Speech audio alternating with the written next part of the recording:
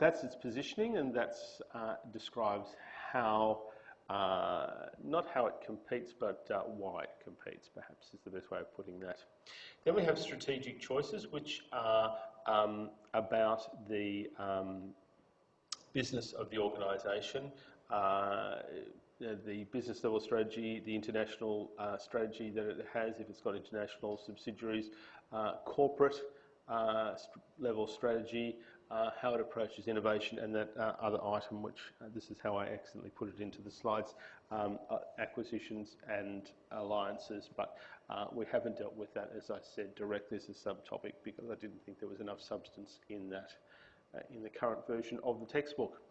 And then finally, we've got the third aspect, which in many ways is the most important because, excuse me, in many ways is the most important because, as I said, the effort required and the time required to make decisions about strategic position, make strategic choices, even though it's substantial, is still very small compared to the effort and the time required to implement the strategy. So strategic positions and strategic choices can be dealt with by a relatively small number of people over a period of a few months, or faster if necessary. Whereas to implement a major strategic change can take years and indeed many years and involves pretty much everyone in the organisation.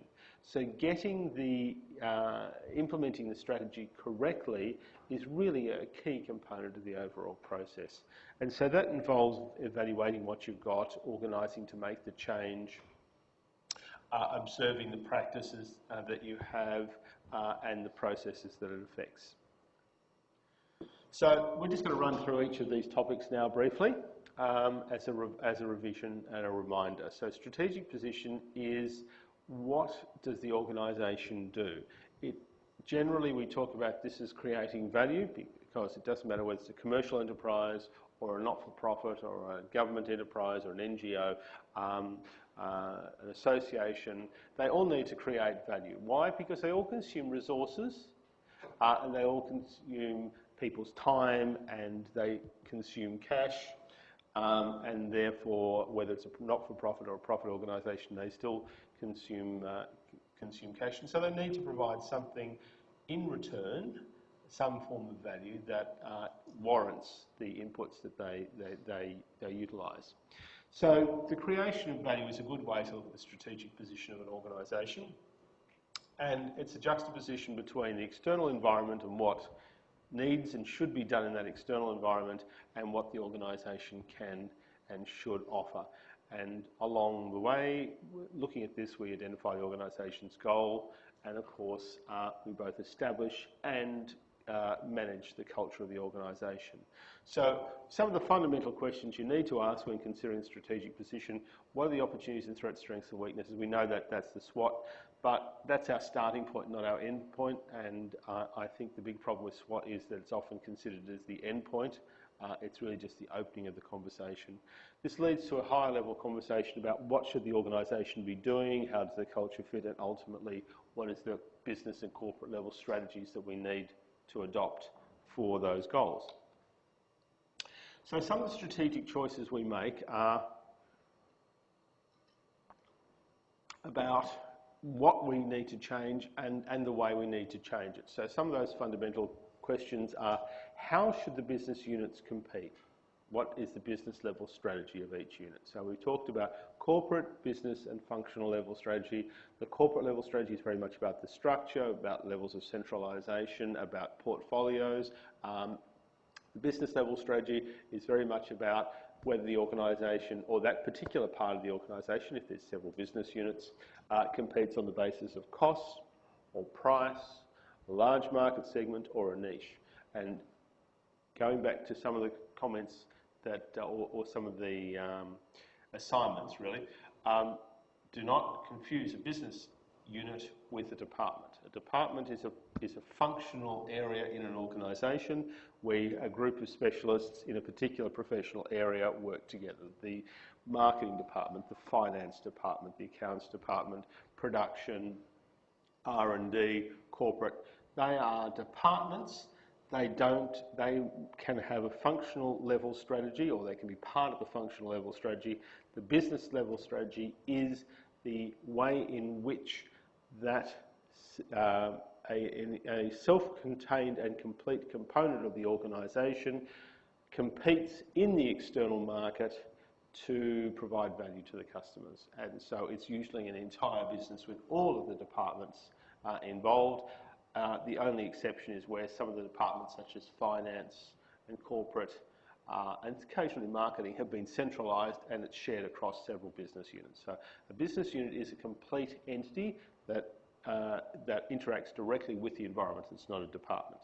So we make decisions about how these compete, and we'll find that in a diversified organisation we'll have different business level strategies for different business units. And that, of course, then leads to, in the longer term, the question of, well, which business units do we have? Since they are complete entities, they can be acquired, built, and also moved on from the organisation, sold.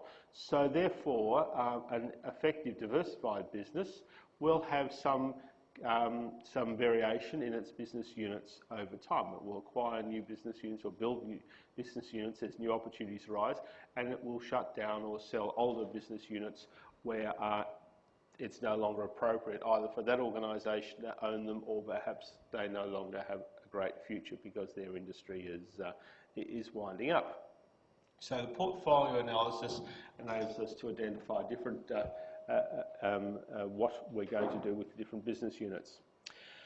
Where to compete? Location is another question, and that tends to be more of a corporate level strategy decision. Are we going to be domestic? Are we going to be national? Are we going to be international? Where are we going to compete? Innovation tends to be a background issue in terms of performance, and as we talked about, whether we need to enter into partnerships and things like that. In action, we're worried about how the strategies are formed. It's more focused on the practicalities of managing the strategy process. We have a number of questions, which is, first of all, that SAFE acronym. Is the strategy suitable? Will it create value? Is it acceptable? Does it provide an outcome that's worth the risk that's associated with it? And is it feasible? Are we capable of actually doing that? Then we need to consider the type of strategy making process that we've talked about, leadership models. We've talked about role of politics. We've talked about transformational versus transactional strategy processes. Then the organisational structures and systems necessary to achieve that, managing of the process, and the people involved. Fairly straightforward. So looking at the strategic decisions, they're generally about the long-term direction of the organisation. They're not tactical. They're more about intersecting with a position in the environment we believe will eventuate at the time we believe it will take us to get there. So it's sort of like targeting into the distance. They determine the scope of the organisation's activities, so the market, the level of internationalisation, the segments of the market, those sorts of things. Obviously about advantage and value creation. Consider changes, and so predicting and setting long-term responses to anticipated changes is a key aspect of this. Utilising the resources and competencies which combine to make the capability of the organisation, which is the key basis for creating value and for competing. And considering what stakeholders are expecting, the staff, the owners, the communities, government, institutions and so forth, and the organisation's responsibilities to them as well. As a result of balancing all these factors, strategies generally are relatively complex in nature. They have degrees of uncertainty and they have degrees of future elements associated with them. They then flow down to affect business if it's not already a business level strategy, and certainly the functional level decisions that are being made in the organisation. And they require a high degree of integration, both with things like the supply chain and the external environment, as well as inside the organisation. And generally, even if it's a relatively modest, the strategy requires a relatively modest change, incremental improvement, for example. When you multiply this over the years that works for and the number of people involved, they are still significant costs and investments for the organisation. So even the most modest strategic or modest strategy still involves significant change in the long term. So we've had the three levels of strategy which I already referred to, the corporate level strategy, which is really about the composition of the organisation. In many ways it overlaps with international strategy because usually the decision to be international is part of the corporate level strategy, but then over time, as the organisation invests significantly in becoming international, then a secondary international strategy will, with different types of structures such as global and transnational and so forth, will evolve. But initially, the decision to internationalise comes as part of the corporate level strategy, geographical scope decisions. So yes, so the range of things the organisation is going to be involved in, the portfolio of business units it comprises, where it's going to centralise and why those activities. Business level strategy, as we discussed, how the particular segment of the business unit, or it could be the whole business, competes in the market that has been selected. It can be the basis of cost or differentiation, a large market segment, a small market segment. And then that goes to define the operational level strategy, which is how the organisation develops and builds the competencies that it needs for the business level strategy that it's now working in, and what it does about the competencies that it has from the past that were built in response to a different business level strategy. So usually we find we've developed new areas and we start to wind down old areas of strategic resources and competency. So those are the three levels, and as I indicated to you before, they have a different time frame with their development and implementation, and they also tend to, as a result of that, in practice, for an existing organisation, occur out of phase. So corporate level strategy is relatively quick to develop. A business level strategy is easy, quick to identify, but slow to implement, and the operations level strategy probably takes the longest to implement of all. So each of those levels has a different lifespan, and also the corporate level strategy might be consistent, but a particular business unit might decide it has to change, or there was a decision made that a particular business unit may need to change their business level strategy, which then has a flow-on effect sometime a little bit later on the organisation, on the operational strategy. So as a result of that, if you take a snapshot in time, you'll see a 2016 corporate level strategy which has remained unchanged, a 2017 or 2018 business level strategy, and maybe a 2015 operational level strategy that's still unfolding. And naturally enough, those things are not terribly well connected, which is one of the problems that organisations have in terms of implementing their strategies, that often they're not fully implemented before the organisation moves on to a new strategy, so the investment has been made but the return hasn't been achieved. The organisation has legacy systems which need to be unpacked for the next new strategy, and so the process of implementing tends to be very, very challenging because of this complexity of the layers of strategy.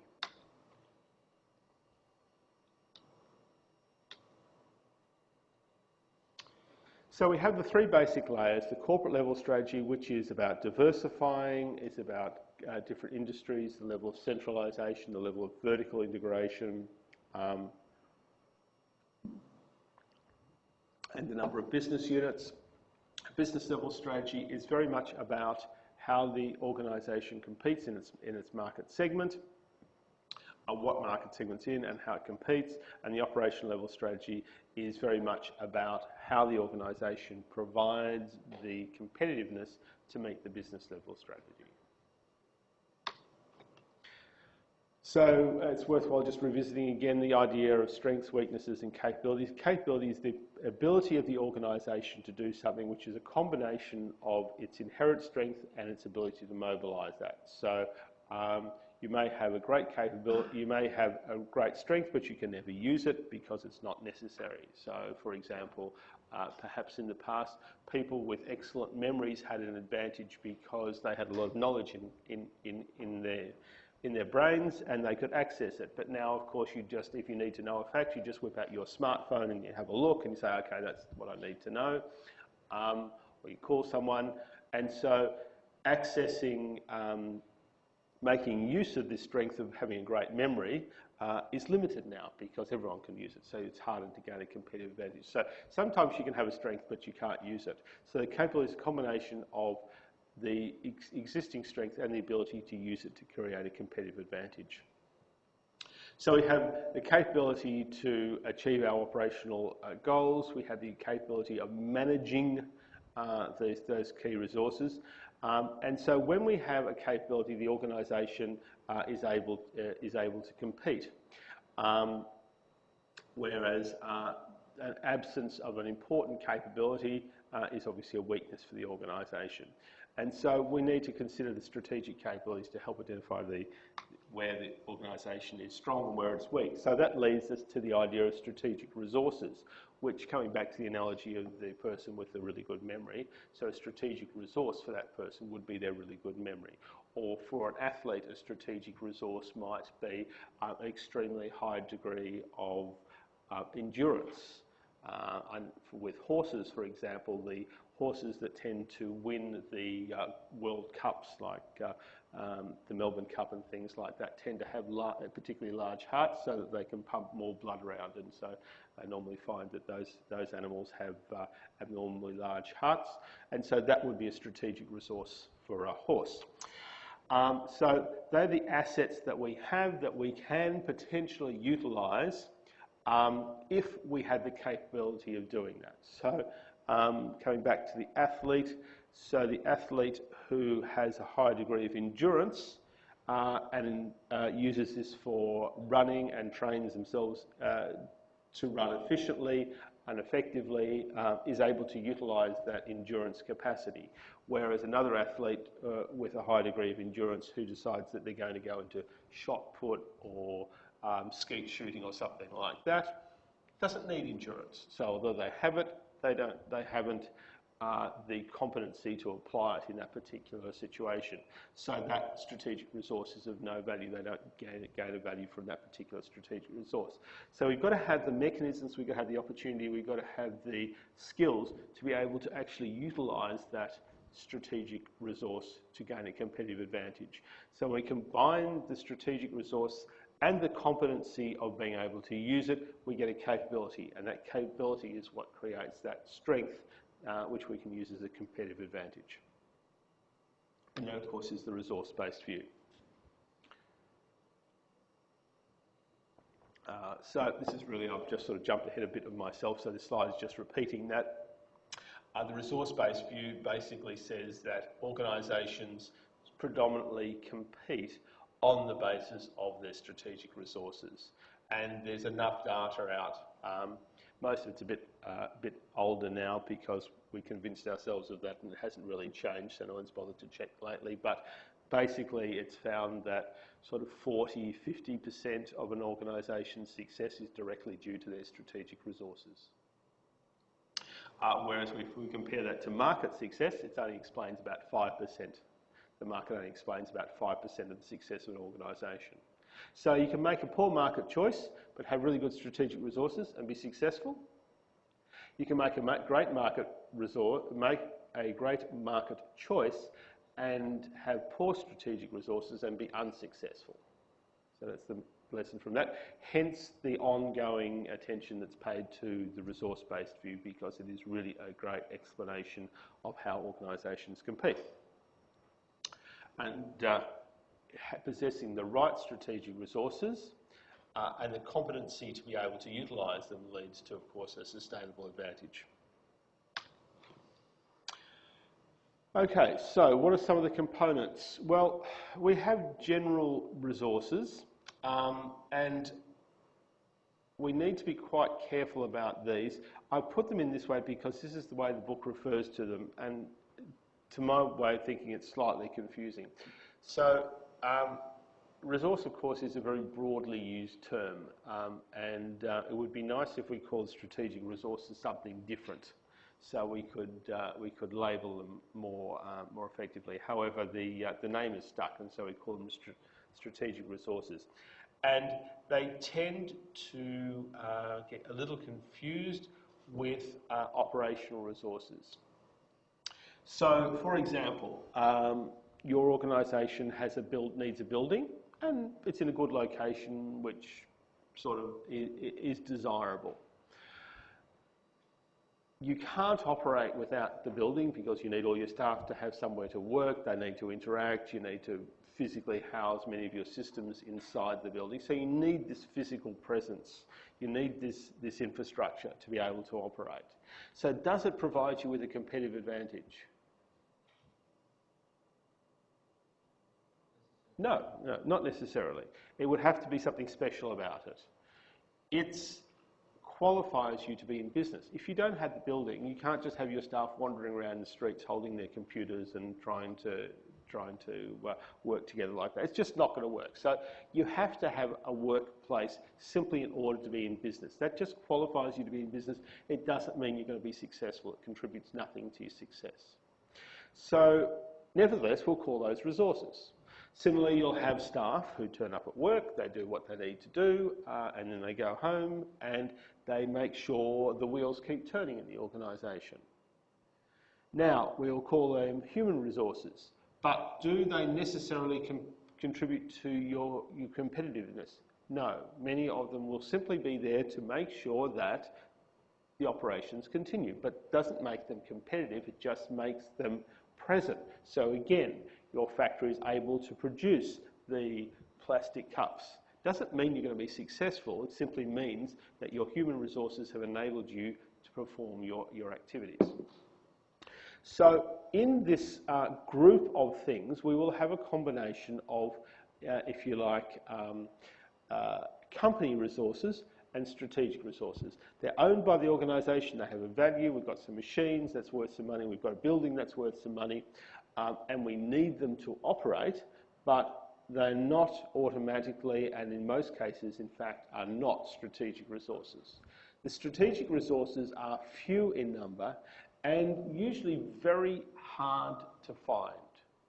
Why are they hard to find? Because when we go to our test for a strategic resource, you'll see that, Varro test, you'll see that the nature of them makes them difficult to identify and copy, because if they're obvious and sort of externalised or compartmentalised, then anyone can acquire them. So the classic example of that is technology.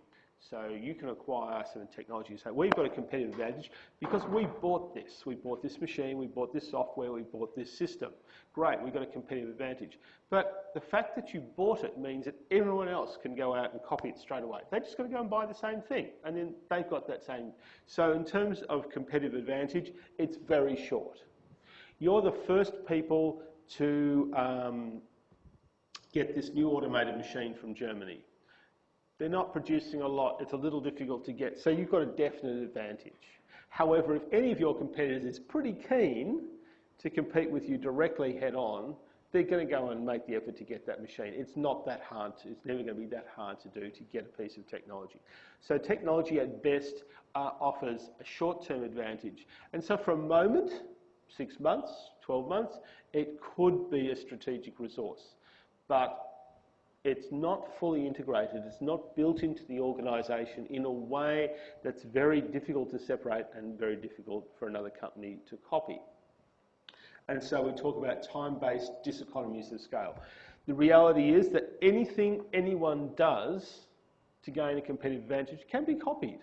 You can copy anything anyone does. You say, that's what they do, we've been looking at them for a whole year and we've worked out what it is that's how that strategic resource works. And now we're going to do that.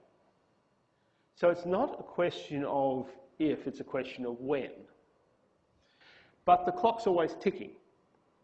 So if you want to develop a strategic capability that you have copied from someone else, some other organisation, you might say take 5 years to get it in place, or even 10 years. But because the clock is ticking, what this means is that you've missed the boat. You've missed the window of opportunity where you're going to gain a competitive advantage from that. So organisations say, well, we can't spend 10 years building this copied strategic resource, this capability, because it's going to take too long. And who knows where we're going to be at that time, and we're pretty confident it won't be very valuable anymore. So we'll do it in 3 years. We should get some capability from that. But if you do it in 3 years, it's very expensive. It's disruptive, it's costly, new staff, new systems, new way of running the organisation. Because it's going to be very integrated, it's going to disturb everything in the organisation. You're going to lose sales, you're going to have increased overheads, all sorts of things. So we talk about time-based diseconomy of scale, which means that the faster you try to copy someone's strategic resource, the more expensive it is for your organisation. So a good strategic resource is so hard to copy that it either takes so long or it's so expensive to do quickly that the other companies say, look, we're just not going there. Realistically, fastest we could do it is in 5 years, and it would cost us a huge amount. And it's just not worth doing it, because over 5 years the risk is too great. We'll try something else. So they can have it. They're the masters in that area, and they gain a competitive advantage from that, and it's too hard for us to copy. So that's an example of a strategic resource. So therefore things like technology don't apply, because they are generally too easy to copy.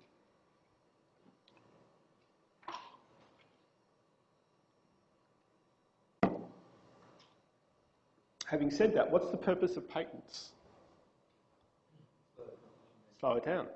You patent something and you develop this technology, you patent it, or this process, you patent it, and then it stops others using it. You've actually got a legal barrier in there. So that's another form of protection which can extend the life of a strategic resource. And the best example I ever saw of this, which is really dated now, but it's still brilliant, is the Polaroid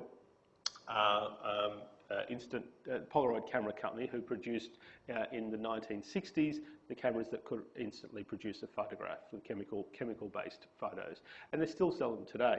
But what Polaroid did was they sat down and they worked out 23 different ways of making instant chemical photos. Not one way, but 23 different ways, and they patented all of them. They only ever used one process. All the other patents were never utilised in manufacturing. Why did they work out 23 different ways of doing it? That's right. They basically worked out all the possible financially viable ways you could do it and owned the whole lot. So they basically blocked everyone out of that market. So Polaroid had the monopoly on the instant photo camera market. So again, it was about technology, but their strategic resource was owning 23 patents, which kept everyone else out of that segment of the market. And they kept that market segment until digital cameras came along, because they hadn't patented that. And if they'd managed to somehow come up with digital photography in the 1960s or 1950s, when they started on their patents in the 1960s, then they could technically have also cornered the digital camera market. Okay, so yes, so anyway, so back to this. So we've got this list here. As you can see, many of these things are probably more about company resources rather than strategic resources. So let's come now to our test, VRIO analysis test. We've got 4 criteria. It needs to meet all 4 criteria to be a strategic resource. It's not often that something the organisation does, one of its company resources, meets this. It's quite possible, for example, the human resources do not provide any strategic resource. it's quite possible that many areas of the operations provide no strategic resource whatsoever. And as a result, we find, as a rule of thumb, around 5 or 6 strategic resources is the most you'll find in an organisation. I have seen organisations that do quite well, at least in the medium term, with 1 or 2 only strategic resources. But that's a bit of a question because, okay, that's got all of their eggs really in one basket. That's a bit of a high risk thing. 5 or 6, pretty difficult for someone to copy all of those. So strategic resources are few. They are rare. They are difficult to identify, difficult to copy, difficult to create. That's what they're all about. So generally they are things that are hard won and have taken a long time to achieve. Which means, generally, a startup company doesn't have much in the way of strategic resources. You might start up with just one. You've got this great idea and you just happen to be, for example, you've secured the right place at the right time. You're, take a little micro example, it's a pop-up store. And you just had this great idea that you're going to put your pop-up store in an elevator. And you went to the company who owns the building and said, look, I want to put a little tiny pop-up store in your elevator. This is why it's going to be good, but I want sole rights. And the company says, okay, we can do that. We don't want lots of pop-up stores anyway. We'll give you a 6-month license to do that, and it's going to cost you $50,000, and go for it, have fun. So they've got one competitive advantage, one strategic resource, which is the agreement, the license to have their pop-up store in the elevators, or one of the elevators. That's it. That's all they've got. So in the short term, that's okay. In the longer term, if they don't acquire more strategic capabilities, then there's going to be some concerns about their long-term survival. And in that example, you can see that they probably can't, so it's going to be a short-term business. So generally, we find that these things are characteristics of organisations that have been around for a while, and they will start with one. If they have none, they don't have any basis for being competitive, and they probably won't start up. And most startup businesses aren't successful. That's the majority rule by far. Generally, businesses that start up aren't successful because it's a good idea. There's a real hope that what they have turns out to be a strategic resource, but in most cases it turns out to be enthusiasm rather than strategic resource, or the world changes a bit and yeah, it was a strategic resource, but it didn't create the value that you thought it was going to, so they don't survive. But the few that do survive continue to develop, half a dozen. And the reason they don't get more and more strategic resources over time is that by the time an organisation has developed 5 or 6 strategic resources, it's already retiring the first one. The world has changed so much that your need for, coming back to the pop-up store, your need for a great location has disappeared. Everyone buys online now anyway, and so you can sell to people through their mobile phones on the elevator and deliver it to their office. There's no difference. So that there was a window of opportunity where having that license to run your pop-up store in the elevators in the building provided you with created value, but then it goes. So then organisations start to phase out their strategic resources. So in practical terms, by the time an organisation has developed 5 or 6 strategic resources, which might take 10 years, it's shutting down the very first ones it's developed, or some of them. So they tend to reach a steady state where they've got around 5 or 6 in place at any one time, which is some new ones, some mature ones, and some ones that are being retired. So that's why you don't see so many. So value, they are the basis of competitiveness. We have the studies, we have the statistics to prove that they lead to competitiveness, and therefore we can describe this as value. They are rare because they differentiate the organisation. You can't have a strategic capability that's the same as everyone else and gain a competitive advantage. Those two things are mutually exclusive. It's something different. You are the only pop-up store in that building, well, or in the elevators in that building. So your presence, your local presence, it's only one single advantage, but that is an advantage. That differentiates you from all the other pop-up stores which aren't in the building. So it's location-based. It's got to be inimitable. In other words, there's got to be no easy way to provide that same service. So if other competitors were allowed to put up big posters and those pull-up poster things and lots of videos and stuff around their great products and say, we'll have it to your office in 10 minutes, then it's pretty easy to, they're imitating that either directly or substituting, in which case the advantage is lost. So it has to be something that's really hard to imitate. It takes, and this brings us back to the point I made about the time-based diseconomies of scale, that if you want to imitate it, it's extremely expensive. Otherwise, you've got to spend a long time building it up, in which case it's too late.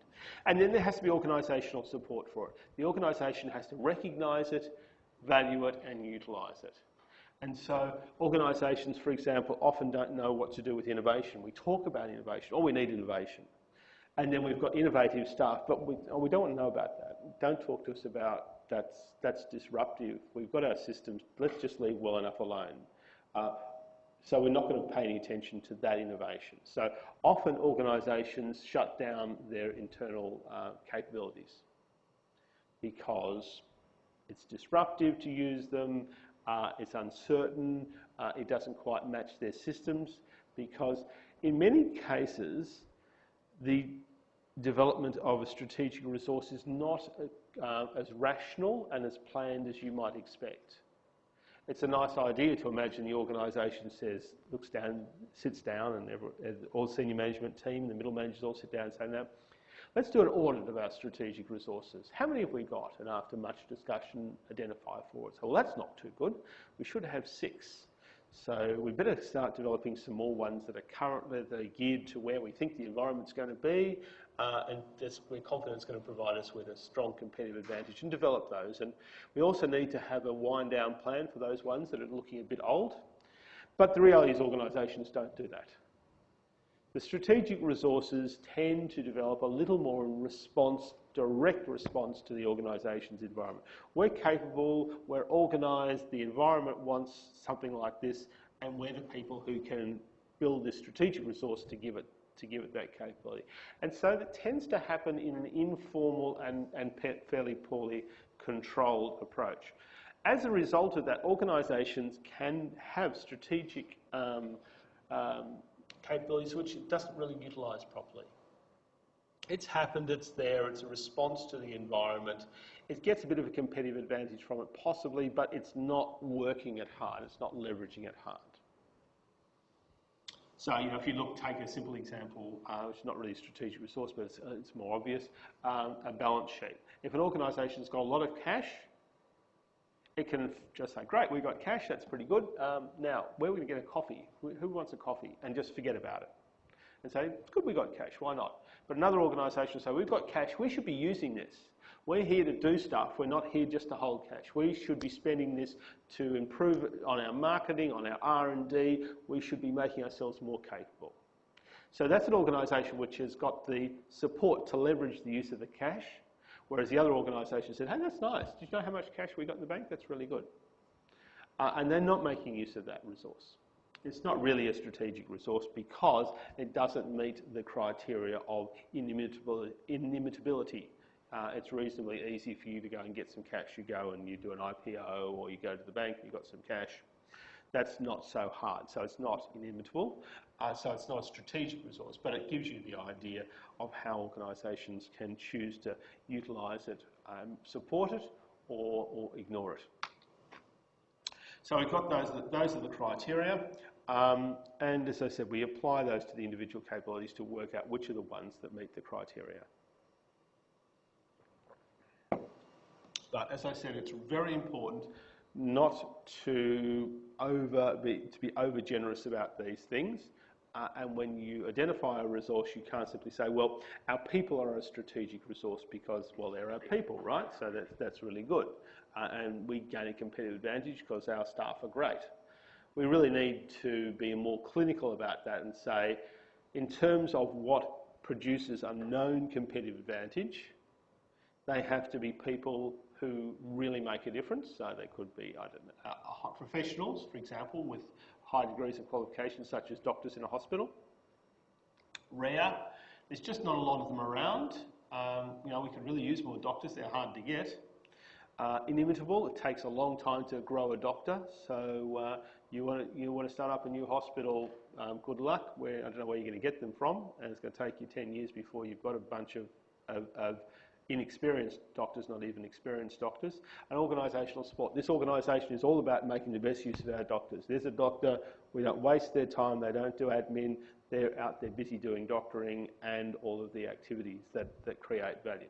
So that's great. So in this instance, these human resources are definitely a strategic resource. But as I said, you could identify another instance where the people contribute to the operations and they maintain the operations very well, and that's absolutely necessary. But from a strategic resource perspective, they're not creating competitive advantage, they're just creating the opportunity to be competitive. They're creating the transactions that enable the organisation to remain in business, and on top of that, a competitive advantage is generated. Do I need to talk about these more? Probably not. So the value of the capabilities is when they match an opportunity or they destroy a threat. And the value is particularly to the stakeholders and usually the customers. And they inevitably have a cost, or strategic resources and maintaining those have a cost, building and maintaining them, but the return is greater than the cost. Rarity, I think we've talked about, that's pretty, the two important points. One is hard to get, and two, hard to copy, and quite frequently rarity can be temporary, and we've got the examples of even patents which have a time frame, and after that they're no longer rare. Inimitability, it can be that the strategic resource is intrinsically difficult to imitate because it's sort of distributed across the organisation. It could be, for example, advanced knowledge. And it's not possessed in one place, but it's the fact that the whole organisation has this deep and intimate knowledge of the customer base, or it has this deep and intimate knowledge of the technology or even the industry, so strong that it's easily capable of predicting future trends and has and customers say, well, look, you know, if you want someone who really understands what you're about, it's this company because they really know it, and the other companies are just there to sell to you. So this could be just distributed across the whole organisation, in which case, how do you copy it? How do you even identify what it is? So they can be intrinsically inimitable. However, they can also be built on the basis of things that actually you ought to be able to copy that, but the industry can't do it. It's something that's a bit different for the industry, and a different industry would probably copy it fairly easily, but for this industry it just doesn't really know how to do it. So you could take a traditional industry.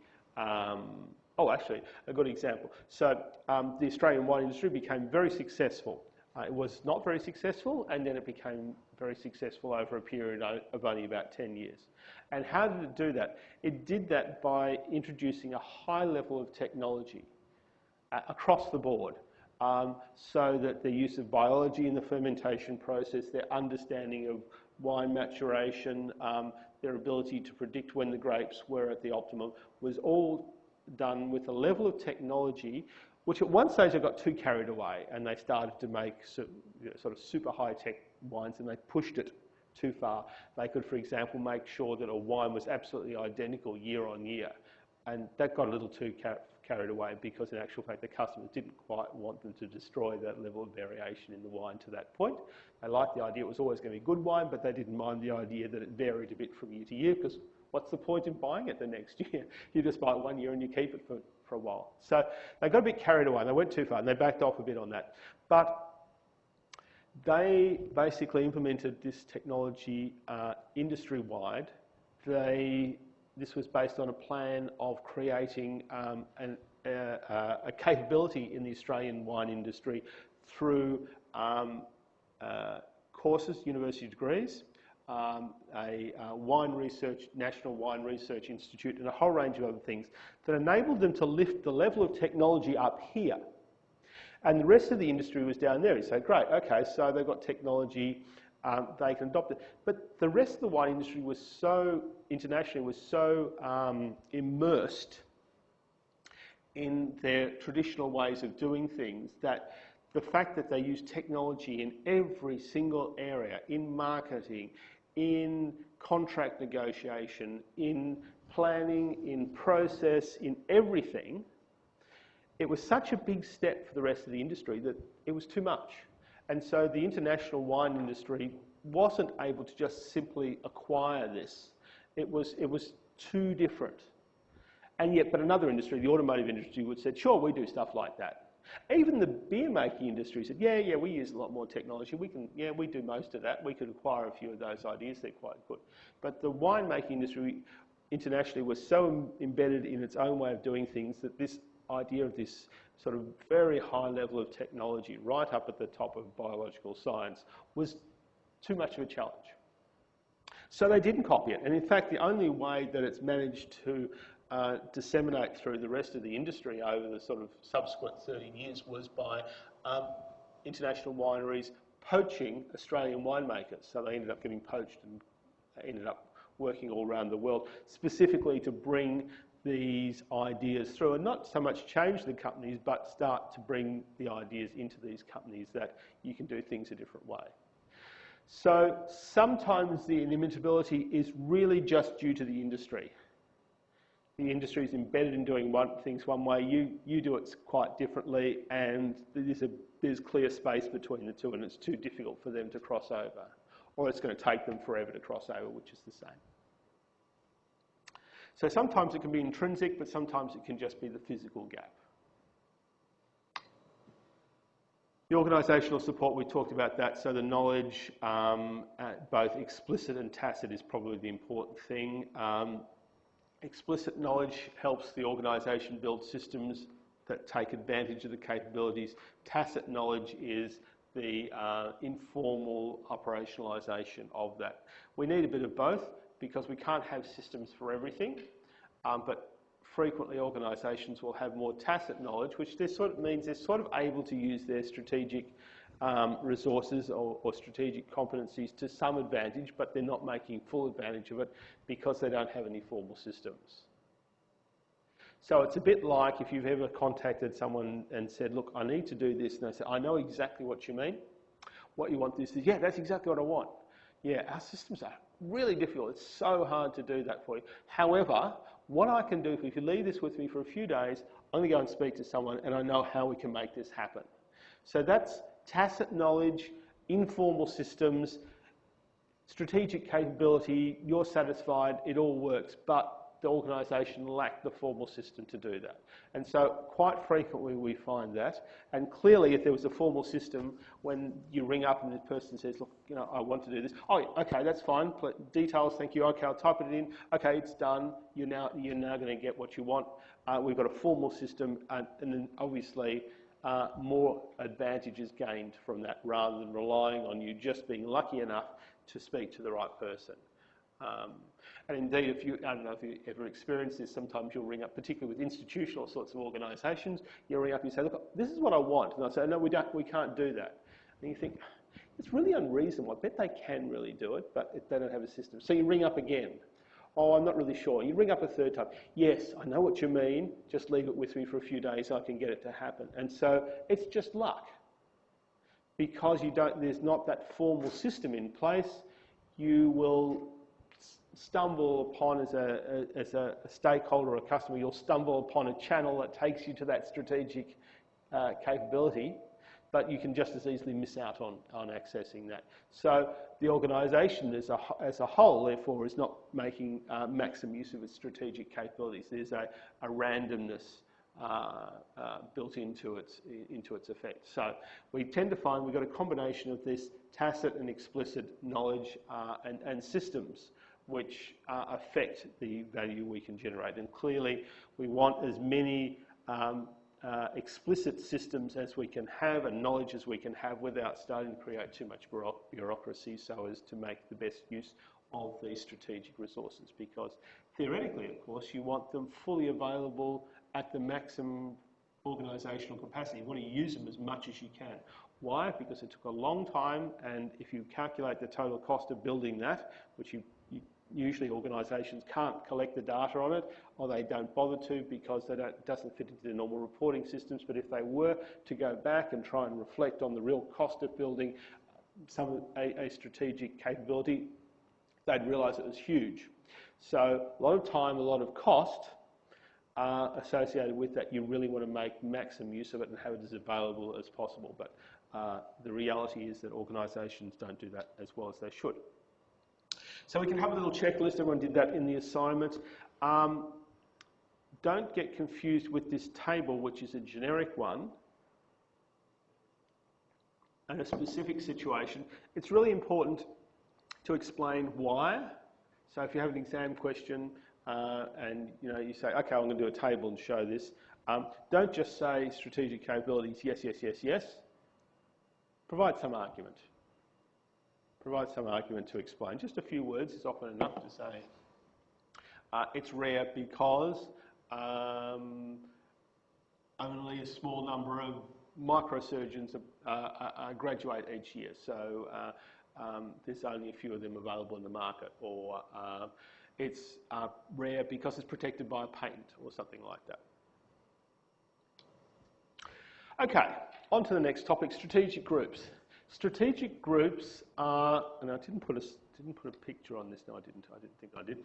Strategic groups are segments of the industry which we want to know about. Let's see if this thing's going to come to life for me. It's looking very dark. I'll just try that. Okay, that's looking good. Ah, there it is. It's alive. Okay. So a strategic group, is that? Oh no, it's focusing. I hope it focuses. Good. A strategic group can be most easily identified by basically by drawing it. It's not the right scale, but not, okay. I think that's about as good as we'll get it. Yeah, a bit ordinary. Make the light a bit brighter, see if that works better. Slightly better. All right. Yeah. So anyway, so often best identified by simply drawing it. So if you look at your industry, you'll identify many characteristics of the industry which could affect competition. So quite frequently, cost tends to be one of those factors, and it could be volume is another. There could be some big and small companies. Okay, so those are two potential dimensions. If you then physically plot a whole bunch of competitors in the industry, you'll find many of them. Yeah, okay, so you can't see that at all, can you? Oh, yes, you can. Okay, you can't see it on the camera, but you can see it on the screen. Good. Okay. Many of them will form into clusters, which basically means that in these clusters, in terms of this could be dollars, this could be price rather than dollars. So we've got some high-cost product companies, some low-cost product companies, some high volume and some low volume. And there's a few outliers where companies are just doing something different, but many of them tend to form in groups, which tells us that there must be something intrinsically attractive about being a high volume, high price producer in this industry. And there must be something attractive about being a low volume, low price producer as well. Now, because we're talking about price, the natural metric might be the total value of sales in each of these groups. So we want to work out what the total value of sales is. And we might say, well, guess what? The low volume, low price the total volume of that segment of the market is tiny. So although there's a group of companies being there, I don't know why you'd want to do that, because the market potential is really low. But very interestingly, the low volume, high price group make that market is as big as the high volume, high price group. So there's clearly two attractive strategies going on here. One is volume and high price, if you can do it. But another one seems to be low volume and high price. So in other words, the items are more expensive. So this could be Toyota, and this could be Rolls-Royce or something like that. Okay, so they're both big markets. They're both worth roughly the same. This one means, well, actually, I guess it really probably needs to be out there. But anyhow, this one still manages to make a lot of money out of a lower volume. So there's two potential strategies here. One is to be a high volume, high scale producer and sell expensive products, but there's another equally attractive strategy here, which we looked at from the market's perspective, where we can be a low volume producer but still charge high prices, and we'll still be in an attractive segment of the market. These companies have shown that it works. So that informs our potential decision making. We may or may not choose to copy this, and we've got a few outliers here where companies have said, no, we're not doing that, we're doing our own game. And they could be quite successful. So this is not a prescription, but it's some advice. So strategic groups are ones where we're finding clusters, and the clusters have some fundamental difference between them. The companies physically look and behave differently, and therefore occupy, as a result of that, different segments of the market. Now, how do you work it out? Is it always volume and price? No, it's not. It could be anything, but it doesn't take very long. It's only, in practice, if you're serious about it, this is really your business, it's still only a day's work to think about all of the common basis of defining characteristics in the industry. Quality, cost, flexibility, innovation, supply reliability, internationalisation would be measures, and just plot them all as pairs. And sometimes you'll just find the diagram is just completely uniformly covered and there's no patterns. And then other times you'll suddenly see these patterns appearing where are these clusters. And that tells you that those two things seem to create relationships which fundamentally differentiate organisations in the industry, and you want to learn from that. So those are strategic groups. So basically exactly what I said, there's a list of different measures: geographical scope, product scope, number of market segments is another one, different types of distribution channels, branding, vertical integration, quality we already had, technological leadership, that's another one, size we already had. So those are some examples of some of the different measures that you can try to see which ones will help you identify clusters. I think the reality is you probably know, if you're in the industry, you would have a fair idea. You say, well, we've got one group of companies and they're like this, and there's another group of companies, they all really, focus very closely on their employees and their employee development. So it's a whole group of them. And actually, when you think about it, they all have a similar product. So that's probably going to be a cluster. So you probably have a pretty rough idea of what the clusters are anyway from your familiarity by saying, there is the new startups and they don't know what they're doing, and there's the entrenched ones and they're boring, and then there's the high-tech ones. So yeah, I can probably tell you without even doing this where the clusters are. And from that, I can probably guess which are going to be the measures that would enable me to identify those clusters. So the reality is it's probably not such a random process of trying all the different combinations out. You can probably jump quite quickly to it, and then you just do it and you say, yep, that's exactly what I thought. The high-tech ones are fundamentally different in terms of quality and geographical coverage to the low-tech companies, and the old ones are quite different to the new ones on the same scale, and you can see that. But it's interesting to see the relative size of their markets, because I hadn't realised that the high-tech ones had such a big volume of sales compared to the low-tech ones. So that was an interesting outcome. So in many cases, companies are sort of halfway there through their tacit knowledge of the industry, but it's good to get some data and actually start to quantify that and help you make some more serious decisions about where the company should be. So that's basically what I already said. I should turn these slides over a bit quicker and not talk so much about the earlier ones. So identify potential opportunities, saying, well, you know what, we've been here and looking at it, you know, all that's happening with this cluster that we're part of is that the sales volume of that cluster is reducing.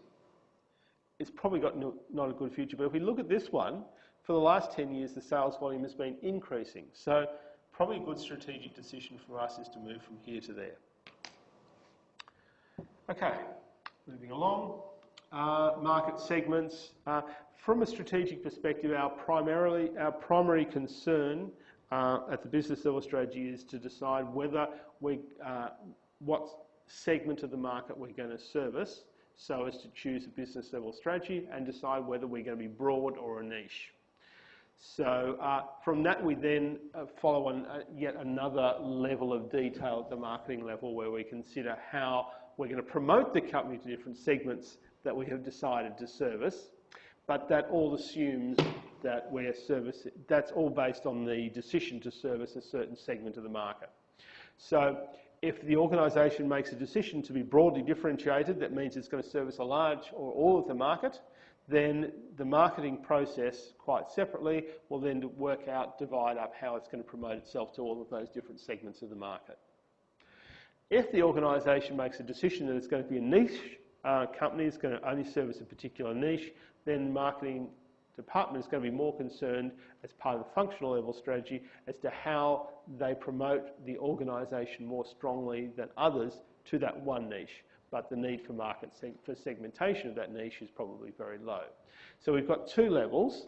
We've got one is our decision as to what market or segment of the market we're going to focus on, and the second one is then at a functional level strategy, how is marketing going to work with that? So some of the things we can use to decide about what aspect of the market we're going to focus on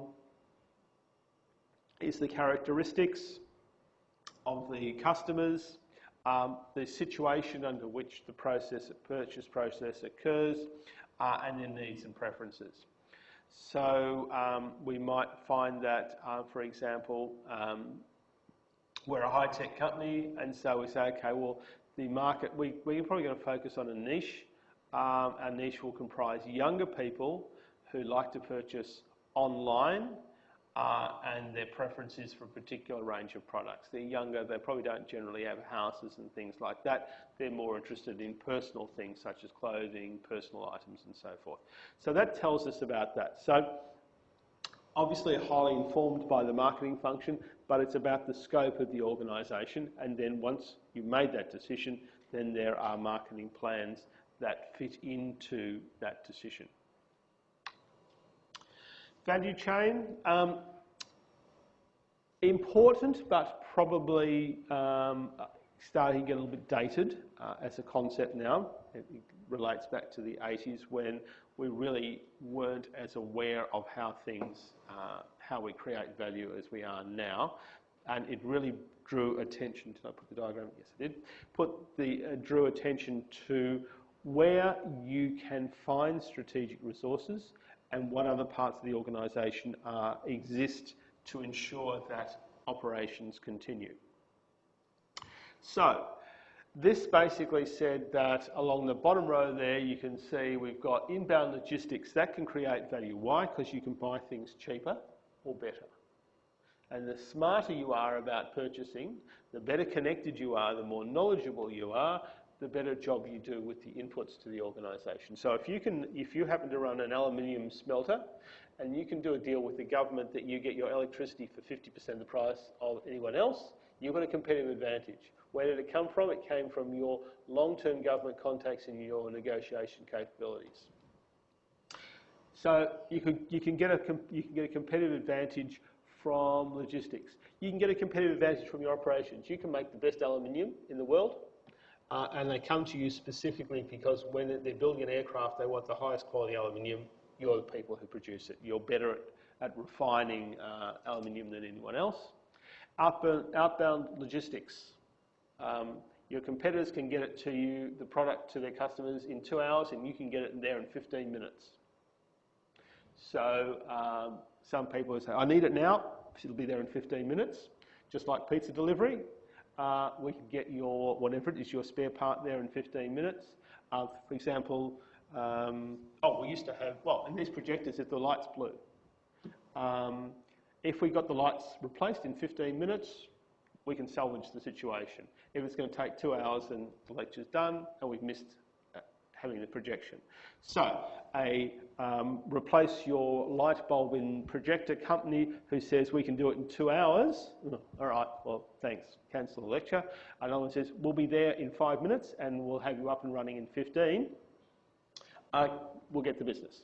So, outbound logistics, marketing and sales, simply convincing the customer that it's a great idea to buy that product. And service. And I gave you the example in the past of the outboard motors. Can anyone remember that example? No, obviously it had a big impact. The outboard motor companies, outboard's the engines that push cars along, boats along. The outboard motor companies realised some time ago that when someone buys an outboard motor, they keep it for 20 years or more. They just generally don't sell them and they keep it until it basically disappears, it rusts away. Why? Because it's not used that often. They generally don't wear them out. It's just a motor and there's not a lot of opportunity. You know, you can put some displays on and things like that, but really there's not that much difference between an outboard motor that was produced in the 1960s and now, because it's just a motor. So they realised some time ago that customers keep their outboard motors for a very long time. And then they thought about what does that mean? And they realised quite quickly that the main revenue generation was not from selling them an outboard motor, because someone only bought an outboard motor every 30 years, which means they might have bought 2 in their whole life, unless they had to be professional, user every day, and then obviously they'll buy more. But your average purchaser and the bulk of the sales go to someone who buys 1 or 2 outboards in their whole lives. That's not where you're going to make the money, because there's such an occasional customer, you can forget it. Where you make the money is from the which? The servicing, yeah, the service. Because over those 20 years, how many times do you get it serviced? Well, they get serviced at least once a year. So that's 20 services. Then there's all the spare parts, there's the materials, consumables, and that's where you make the money. So once you have got someone to buy your outboard motor, they're a customer of yours for the next 20 years. They're locked in. So you don't want to make a profit on the outboard motor, you want to sell it at cost, because you want to lock that customer in for the next 20 years. So the industry sells the outboard motors at a cost. And the idea is that, why? Because if they try to sell it at a profit, then someone says, oh, forget that, I'm going to buy someone else's outboard motor, it's 20% cheaper. So they're selling them as cheaply as possible. It's the same with the coffee machines too. Go have a proper barista coffee, and they've got those big machines.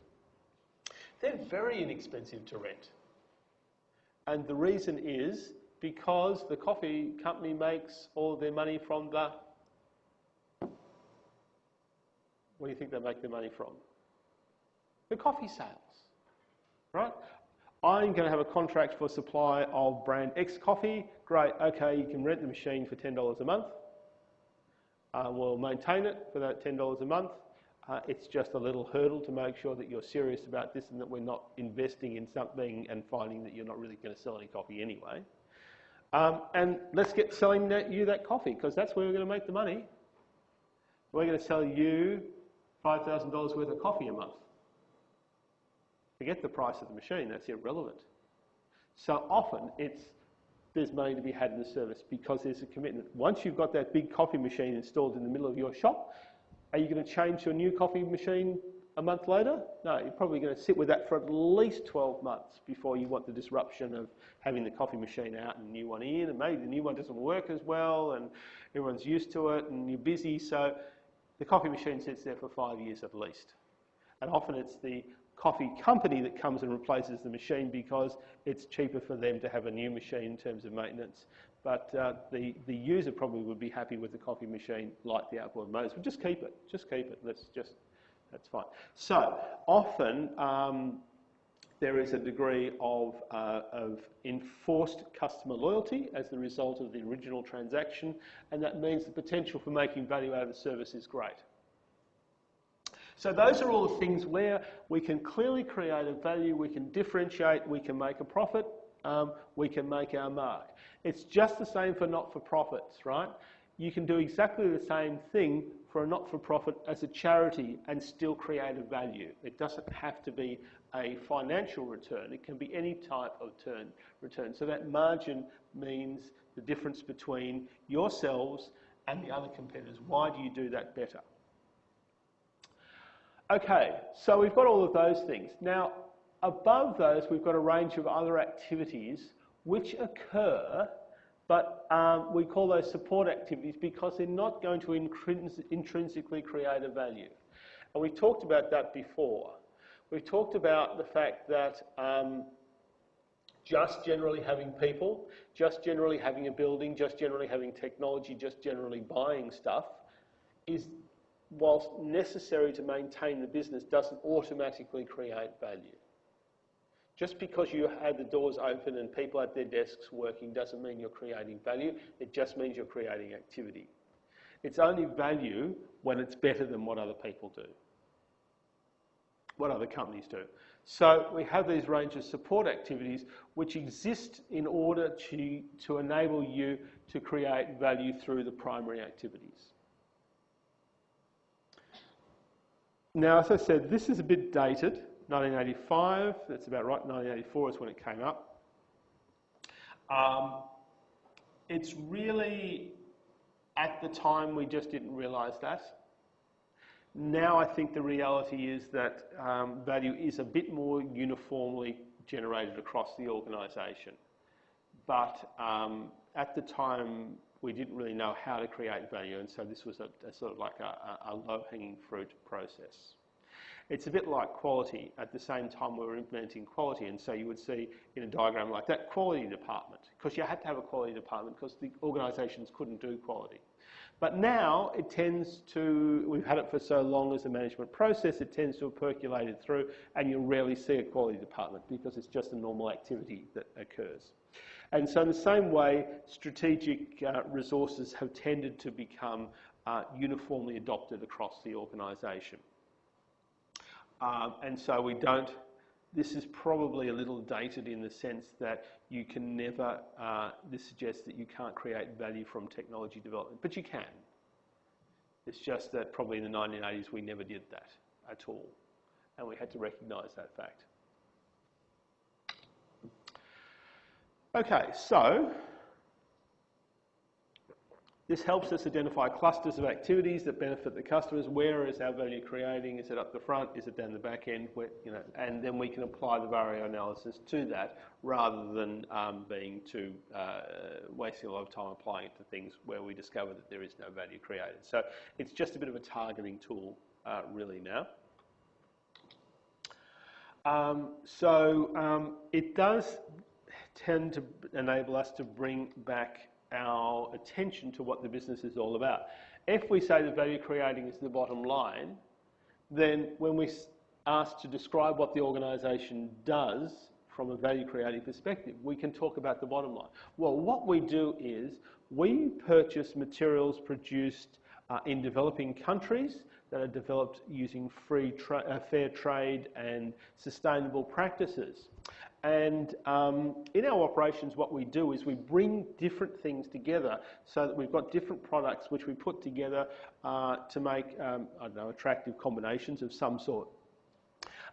Then we've got this really great way of supplying those where you actually get to meet one of the people who actually does the delivery are people who were actually originally involved in the production of these products. So if you've got any questions, you can ask them exactly about what happened in the country where they were produced, and so forth and so on. So you can really describe that, and because you're focusing on the value creating activities, the argument is great. But if you say, well, we've got this IT system, you see, and what happens is the order goes in on the keyboard and then it's entered into the system. We've got this database. There's no value creating there, so it's not really that's a distraction from the purpose of the organisation. And so by looking at this bottom line and what goes on in that bottom line and talking about the good parts, the value creating parts in that bottom line, you get a clearer description of the purpose of the organisation, and you take away all of the distraction of saying, we've got a lot of people working there. We all work really hard.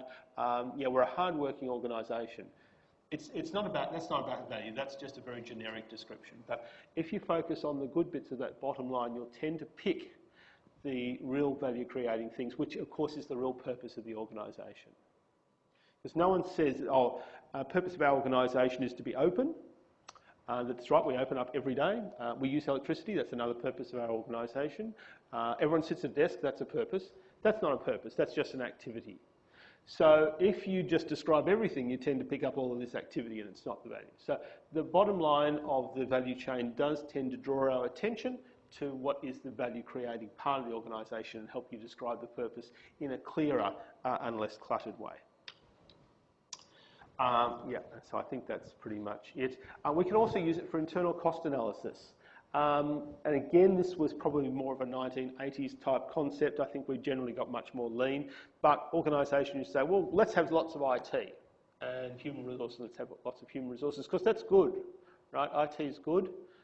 Human resources is good. We should have lots of that, and because then we're going to be more, well, we're going to be better, aren't we? So they didn't really have an answer. And looking at it this way says, well, okay, so really, if we're not creating value from our IT, it's not contributing to the competitiveness directly. It only supports that. We should only be doing the amount of IT that we need to support those other activities where we really create the value. That's the most cost-efficient process. Similarly, how much staff do we need? Well, we need staff to support the value-creating processes and, of course, maintain our operations.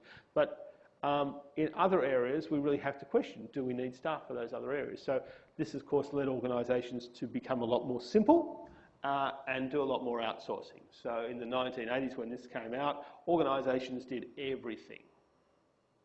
And they had a lot of human resources. And now they're probably, often 50% of the size they used to be, still achieving the same things, but just with people for either the value-creating activities or the minimum number of people required to support the value-creating activities. So we've gone a long way, but this diagram really drew attention to that fact. So internal cost analysis says, well, we're obliged to do something, so we've got to pay for that. We create a value, so we want to pay for that. If it's neither of those things, then why are we spending money on it? And then, of course, it leads us to differentiation and where we get our value from. And it also enables the organisation to think about vertical integration as well. Where do those vertically integrated organisations lie? So if we look back at the diagram again, we can say that, well, look, we've got vertical integration on our inbound logistics, and that's where we create a lot of value, so that's really good. But we've also got vertical integration in our technology development. But it's actually a support service that doesn't really provide a lot of benefit to our value creating. We don't really use it very much.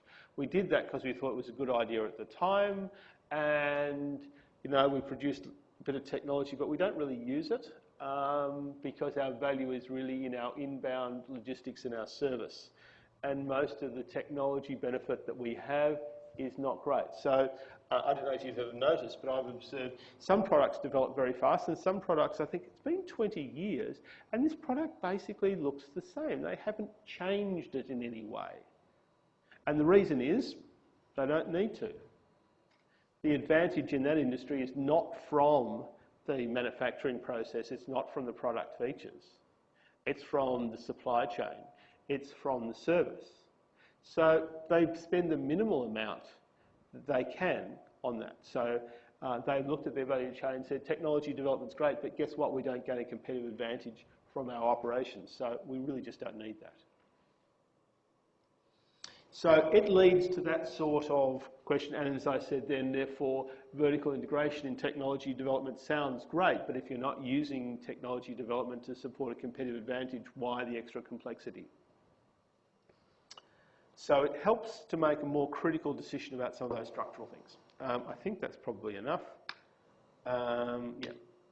Okay, strategy canvas, a little more contemporary, because this was linked very much to the idea of blue oceans, which is a much more contemporary concept.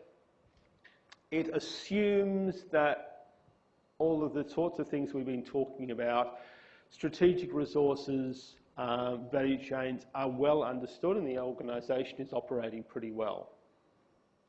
At this point, we want to say, okay, we know how to run a competitive business. We know how to be spending money on and vertically integrating with and developing the right areas, and we know when to leave things alone, even though you might think that you want them because they fit in with the rest of the operations. So let's think of our strategy canvas. So what's the strategy canvas, anyone?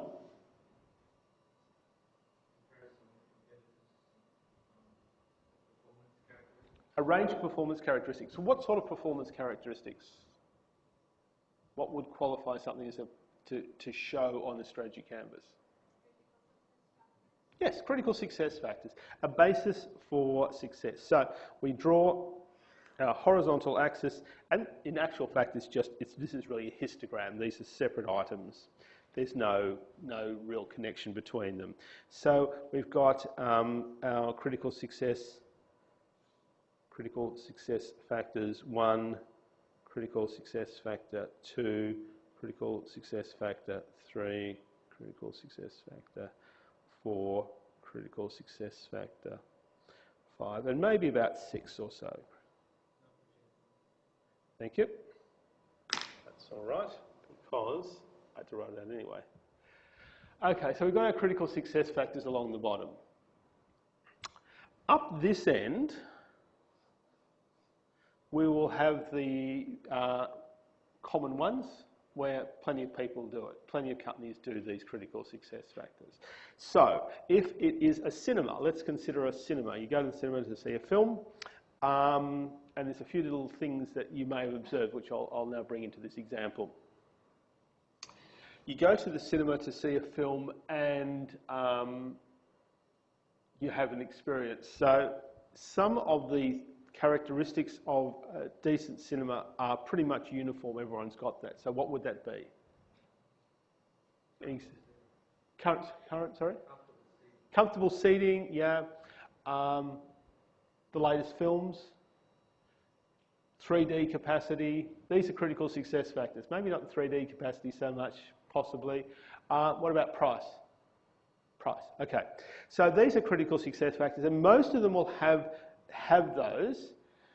Are they order qualified? You may argue that some of them having the latest films is necessary to be in business. Maybe, but there's probably a difference between having the latest films and having it available as it comes out, and all of them, versus having sort of half of the latest films and then being a few days behind the rest. So you can probably be. It's probably one of these things that's on a continuum. You've got to get it basically right to be in business. If you never got the contemporary latest films, then not many people are going to go.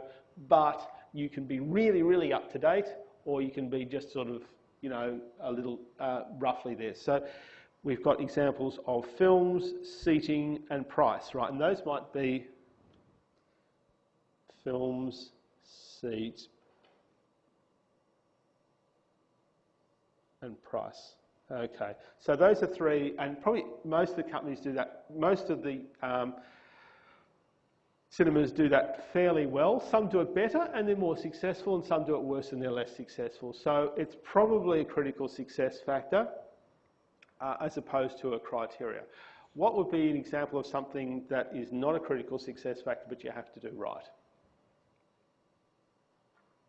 Or you have to do, sorry. You've got to have a snack bar. right? You haven't got a snack bar. People aren't going to go, oh, I would have gone there, but I can't even get a cup of coffee. It's hopeless. Or, sorry? Air conditioning, another thing, right? So you sort of got to have that. It's not really a competitive advantage. You get it wrong if you don't have that, and you quickly go out of business. So it's just a criteria for being in business, but having very comfortable seating is good. And in actual fact, I was going to suggest some more critical success factors. So now we just give some sort of score, an arbitrary score, 0 to 10, for example, and then we want to plot 2 or 3 companies, trying to choose ones that are more similar. Is there a basis for choosing companies that are more similar that we've already talked about? Same playing field? Fair playing field. Yes, okay, yes, I can see how that would work. I was thinking of something even simpler than that. Competitors, what sort of competitors? In the same strategic group. So if we go back to the strategic group analysis, you might want to choose a couple of competitors out of your same strategic group because they're going to be sufficiently similar that you can make a very meaningful comparison. Sometimes you may not. You might want to put in an exemplar if you're in the what would you call it?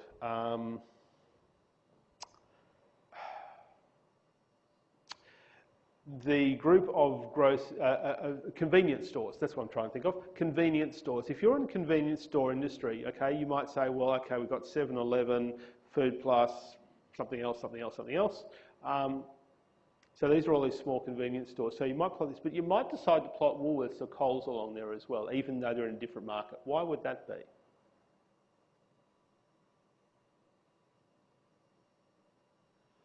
Because generally they're probably better than anyone in your industry at a couple of these things, and you want to remind yourself of where you could be, not just compare yourself to your competitors. What's the problem with establishing your plans around your relationship with your direct competitors? You leave yourself open to someone stepping in and saying, all of these convenience shops are terrible with their logistics. They're appalling. We're really good at this. We just start up a whole chain of stores. Everyone's going to go to them because our prices are going to be 20% less because we're so much better with our logistics. So by just focusing on the competitors, you can leave yourself open to new market entrants who are fundamentally better. So sometimes you're going to want to throw, if you're looking at your group, you're going to want to throw in a couple of exemplars from other segments of the bigger industry who do it much, much better. Or who do some things much better to remind yourself of what you could be doing, because otherwise you'll say, oh, we all do, we've all got the latest films, so that's good. But then when you compare yourself to Netflix, you realise, no. Netflix have got films we can never even show. We'll never get. So in our cinema, that's an advantage there. If we were able to get, a contract like Netflix, then people would come here and see films they couldn't see in our competitors. That's a pretty serious thing. But if we just compare ourselves with the competitors, we pat ourselves on the back and say we're all doing a good job of having the latest films. So you have three lines or 4 lines.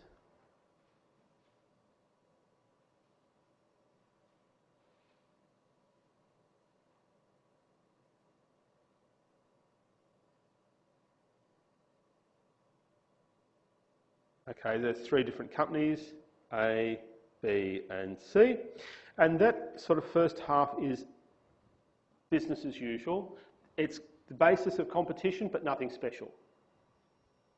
Then we've got our 3 other categories, and you don't have to have 3, you can have 10, but let's just say we've got 6. But why? Because you don't normally see more than 5 or 6 key success factors for an industry. Is there any coincidence that companies normally have 5 or 6 strategic resources, and there are usually 5 or 6 key success factors in an industry? Is that pure coincidence? What would that be due to?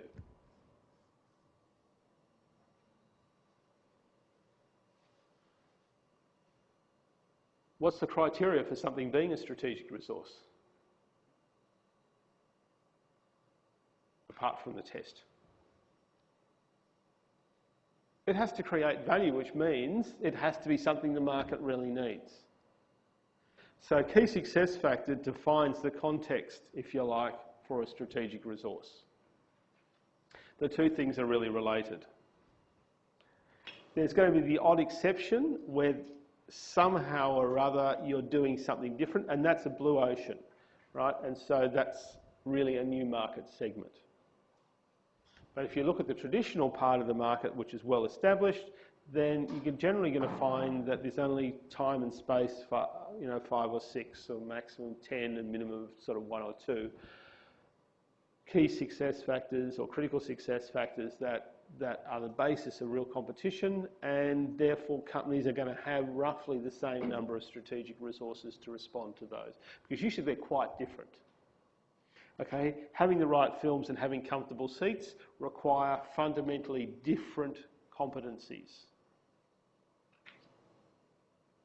Having the right films and being cheap probably are related, and so maybe you can have the same strategic resource, your purchasing resource or your negotiation strategic resource for both, or maybe you've got two. But that sort of is it's generally a fairly one-to-one relationship. So on the left-hand side, we have had the factors that are the common side of things, but we've still got more key success factors. So back to our cinema. What are some of the more unusual, but still reasonably easily identified key success factors? What about this, for those people who've been this gold class thing? What's that all about? Service. And what do you get when you go into the cinema apart from the food, which is optional? What are the conditions like in the cinema? Yes, concierge approach. Personal approach, yep. It's luxurious, right? There's features of luxury.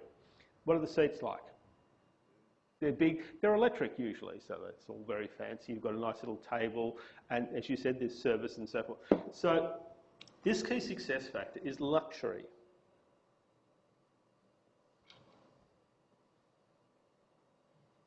Has anyone noticed what's happening with the latest cinema remakes, rebuilds, when they're building new cinemas and renovating them? Yes?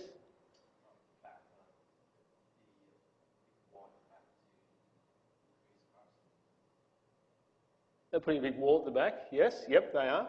And what about the seating itself? Yeah, it's becoming more and more luxurious. Everyone's moving into this. So, if we had, if we took a times, a historical perspective, we would see that in terms of luxury, most of the competitors were down here.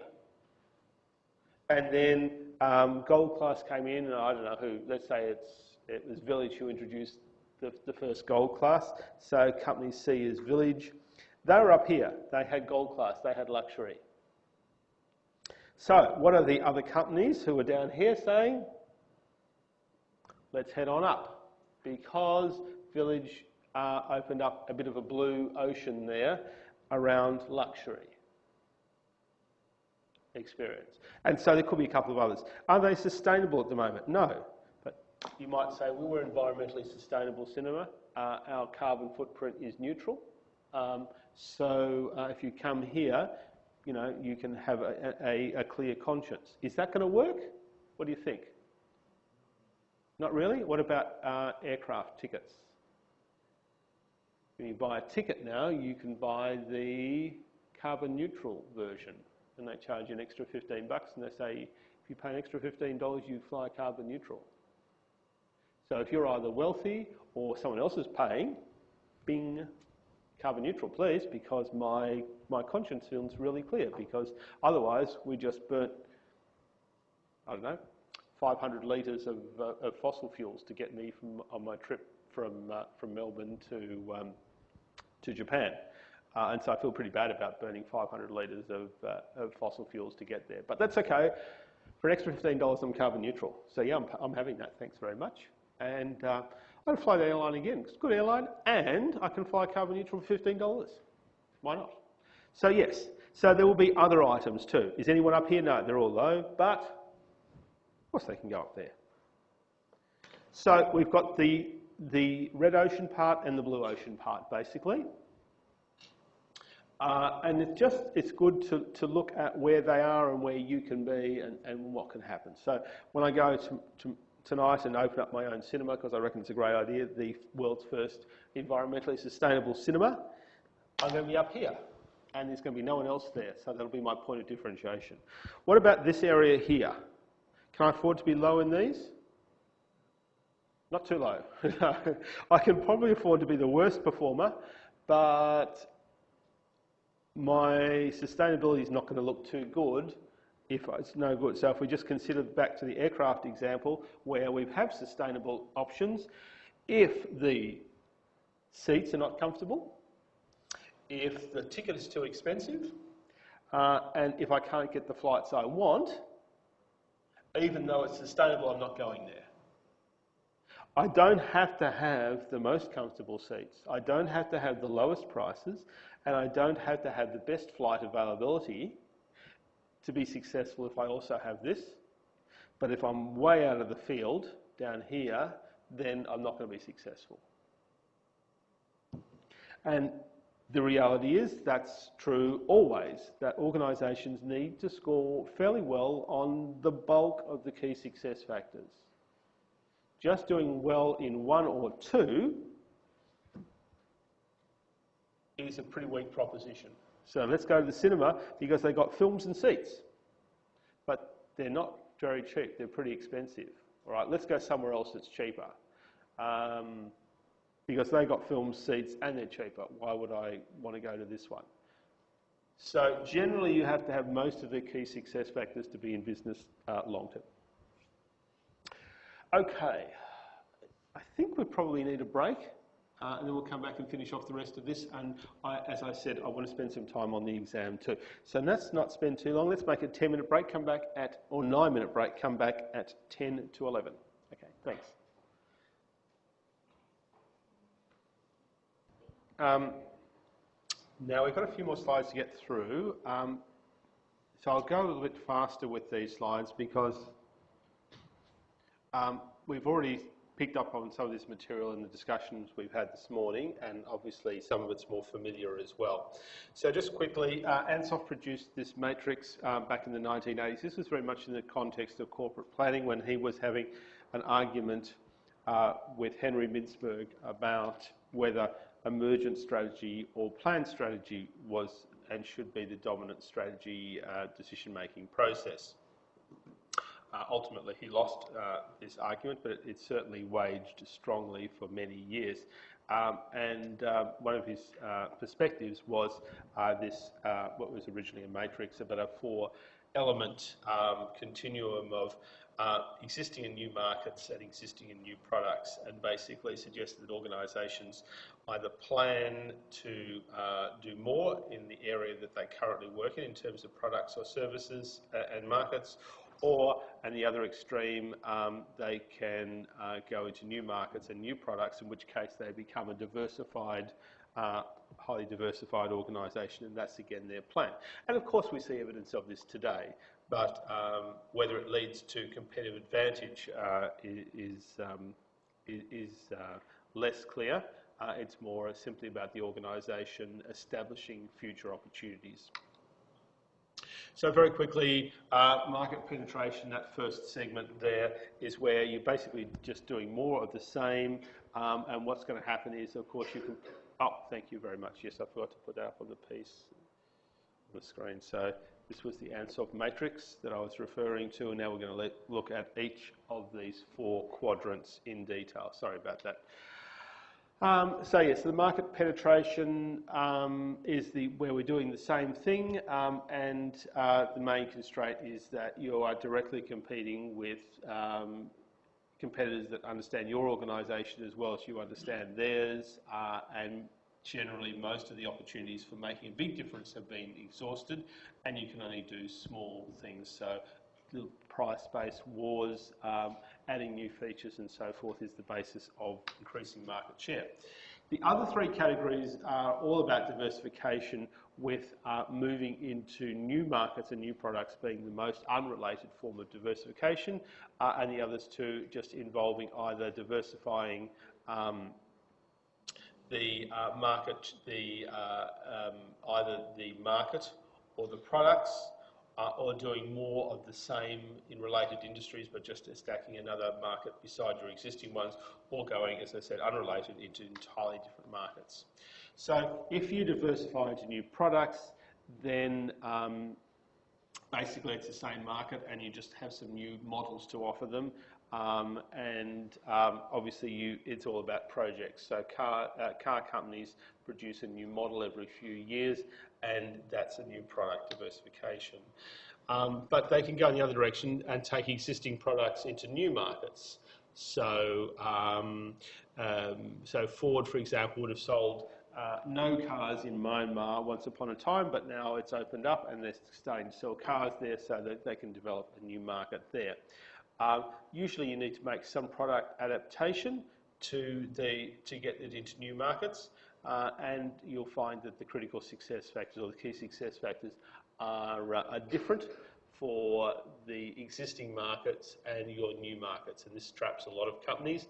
They think that everyone's the same, and so what they did for the old market should work just as well, and that tends to be the organisation's systems driving that line of thinking rather than the organisation themselves, because when an organisation is geared up to perform in a certain way and know that it's associated with performance, it's very hard to get away from the idea that behaving the same way in a different market won't lead to the same amount of performance. And then we have unrelated diversification, where the organisation is just hedging its bets by being in a number of different industries, and in that situation we absolutely have to have separate business units, because each business unit is focused on a different market with different critical success factors and different business level strategies.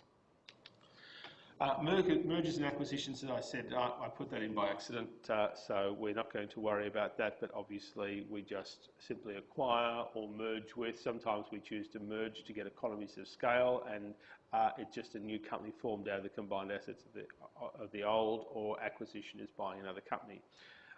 So we'll get rid of those. So strategic alliances is just about partnerships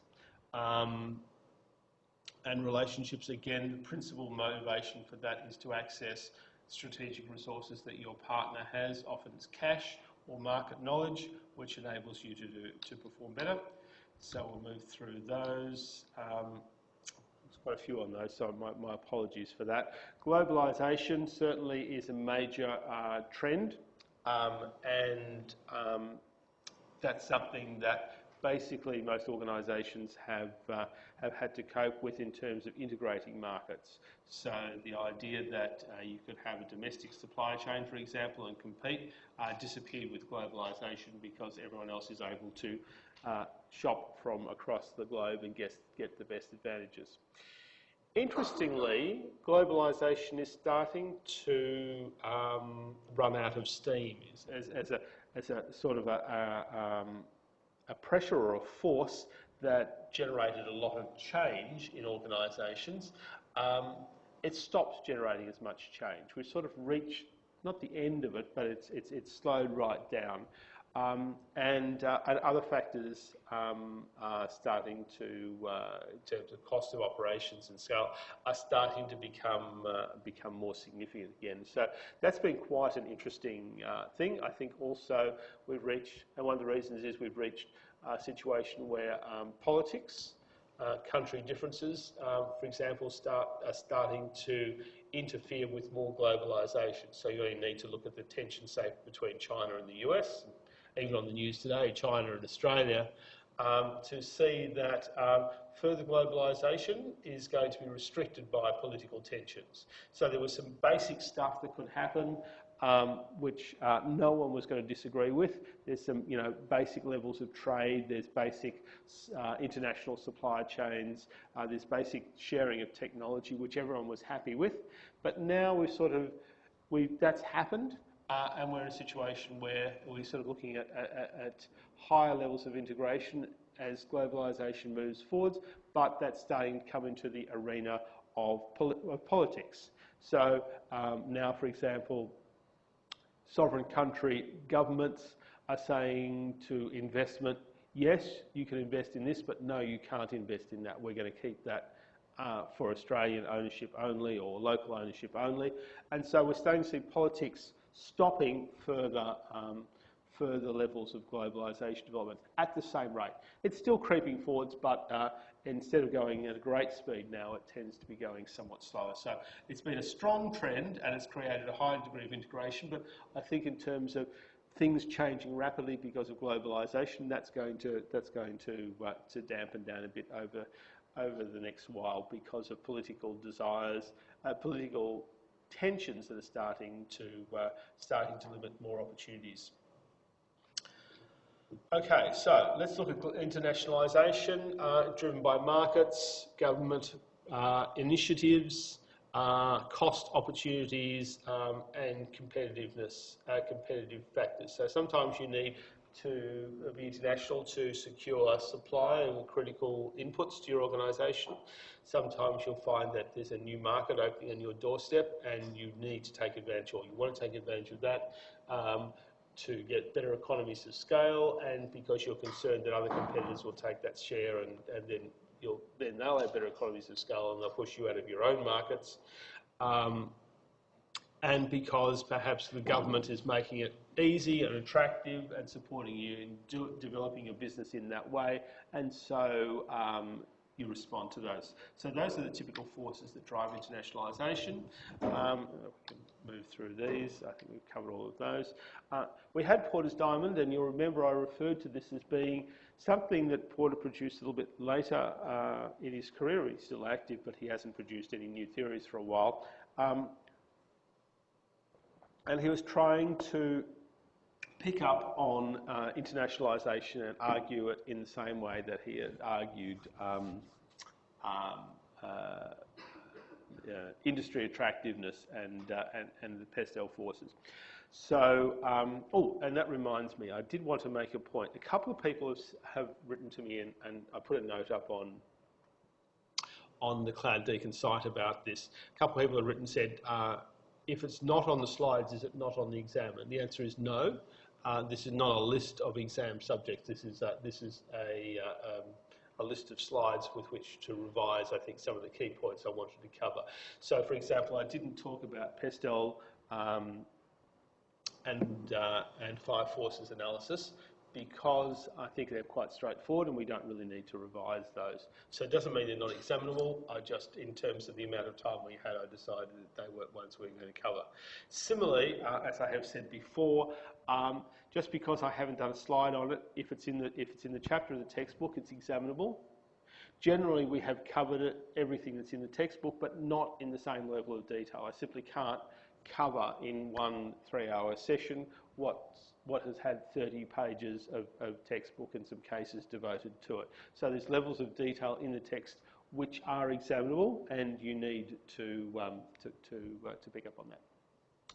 Okay, so Porter's Diamond, we've got 4 dimensions. As I said, actually it proved in practice to be very difficult to identify what went in these, so it was never very successful. Theoretically it makes a lot of sense, but very few governments were able to utilise this for any long-term strategic planning.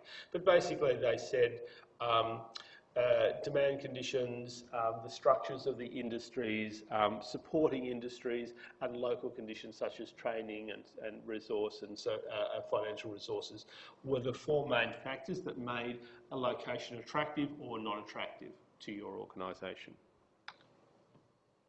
And so just a quick description of them, as I said, the local conditions, levels of technology and training, the demand conditions, how much market is there, supporting industries, how much support can you have, the structure of the industry, how does it all work, where are the suppliers and so forth, and government actions tend to drive that. Okay, looking now at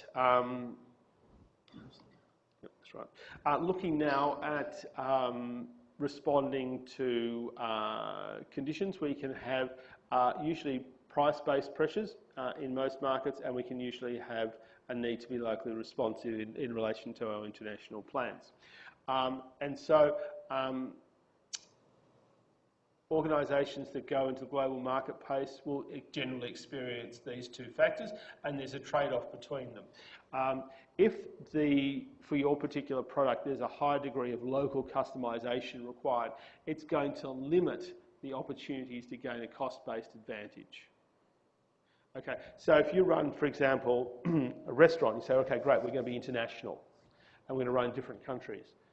You're not going to make the same meals. Maybe if you sell pizzas you can, but apart from a few globalised food products, if you're running perhaps more traditional type of restaurant chain, then you'll find that the meals that you make in Malaysia or Australia or the US or the UK will be quite different, and therefore you won't really achieve much economies of scale.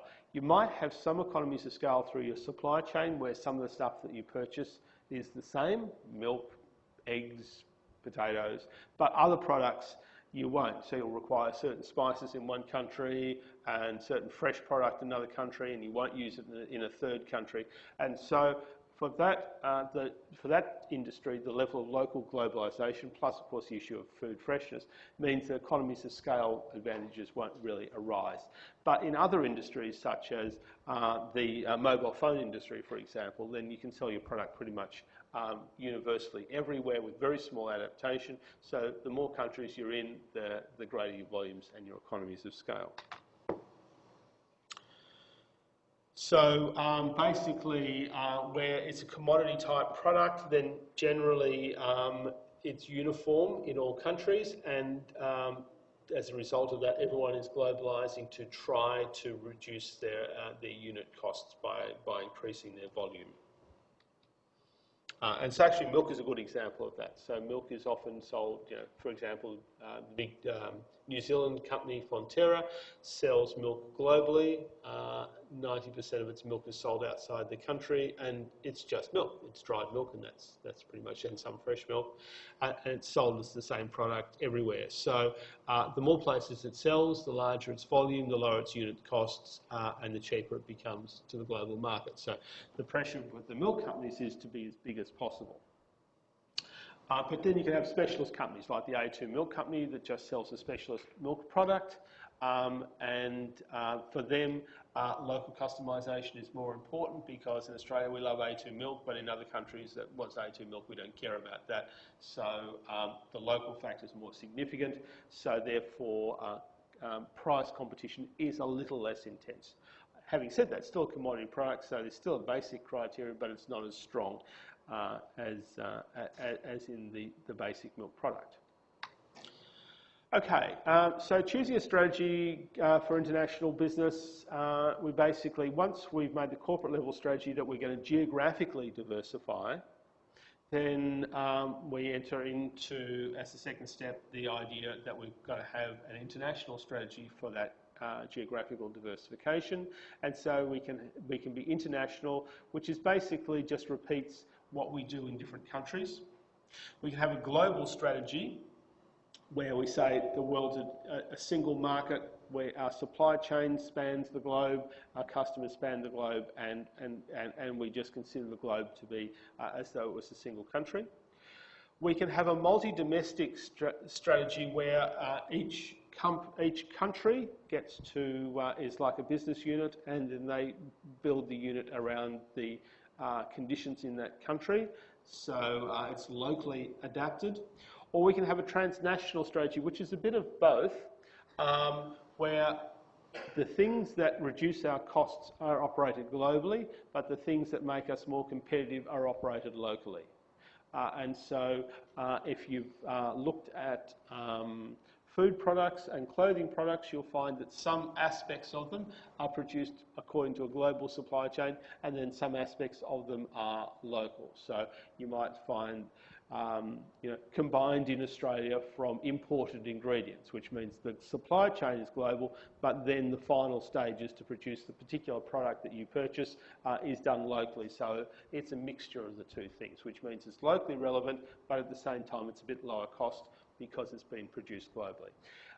That requires the capacity to have very big scale, and so companies can't just automatically become transnational because of the sheer size. It takes many years to trade up to the volume necessary to be able to both have a global supply chain and then have local representation and local activity in each of the countries.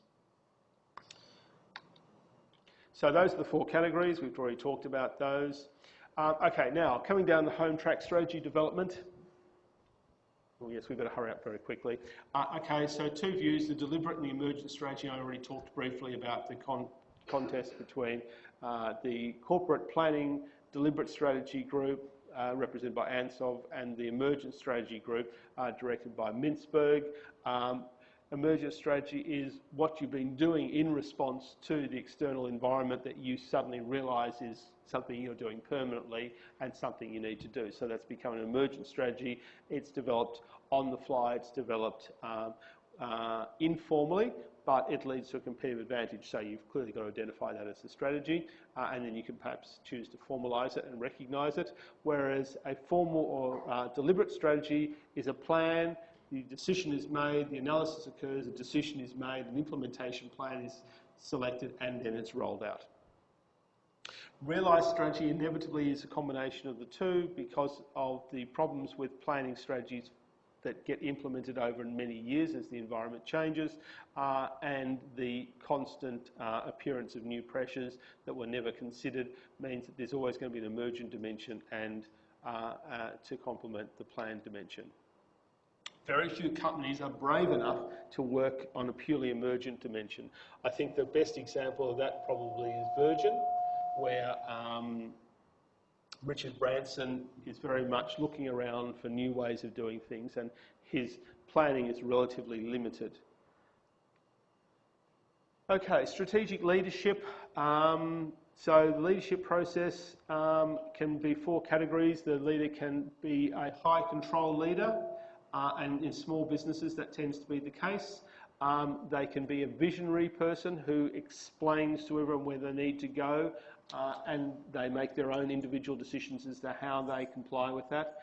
They can be a decision maker who's an arbitrator of all of the views. So it's very useful for emergent strategy where you collect all the different ideas and you make the decision, but it's not really your own input, it's the input from everyone else that's used to make the decision. Or the leader can simply be way out the front of the organisation and the organisation just needs to catch up. That leader represents embodies what the organisation would like to be like, and everyone aspires to be like the leader. So with strategic planning, we have formulating, we've already talked about that.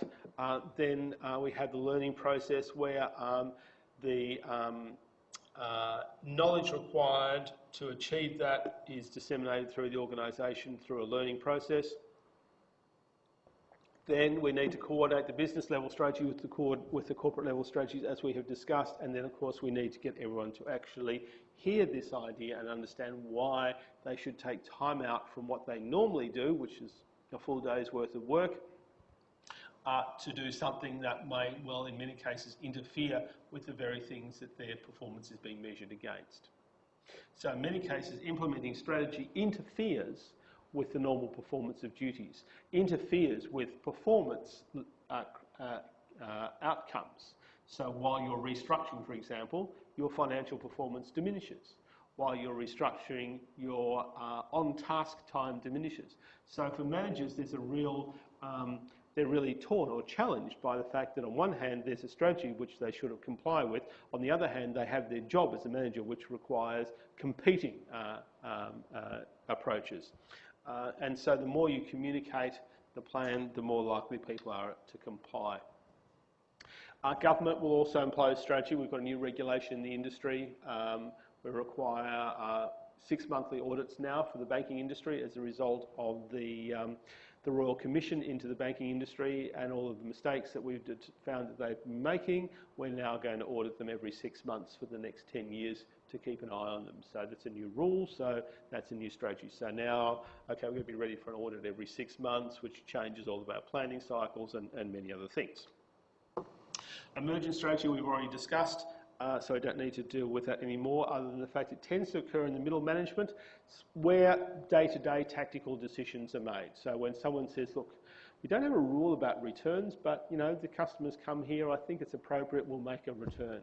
And oh, we've had that same situation again. Yeah, actually, I did that too. I recommend you did that. We did it and it worked really well. We took the customer's return. Then they came back and they bought 10 times as much. And then a year or two later, yep, we basically do returns as a routine thing, but it still hasn't been formalised. It's just an informal practice. So that's become an emergent strategy. Okay, so we can have logical incrementalism, where we just keep changing things slowly to try and adapt. Increasingly, customers want to return stuff, so we're increasingly starting to accept that, but we don't have a system in place. Or there can be political processes which have changed the way we do things. Everyone at work says that they can't.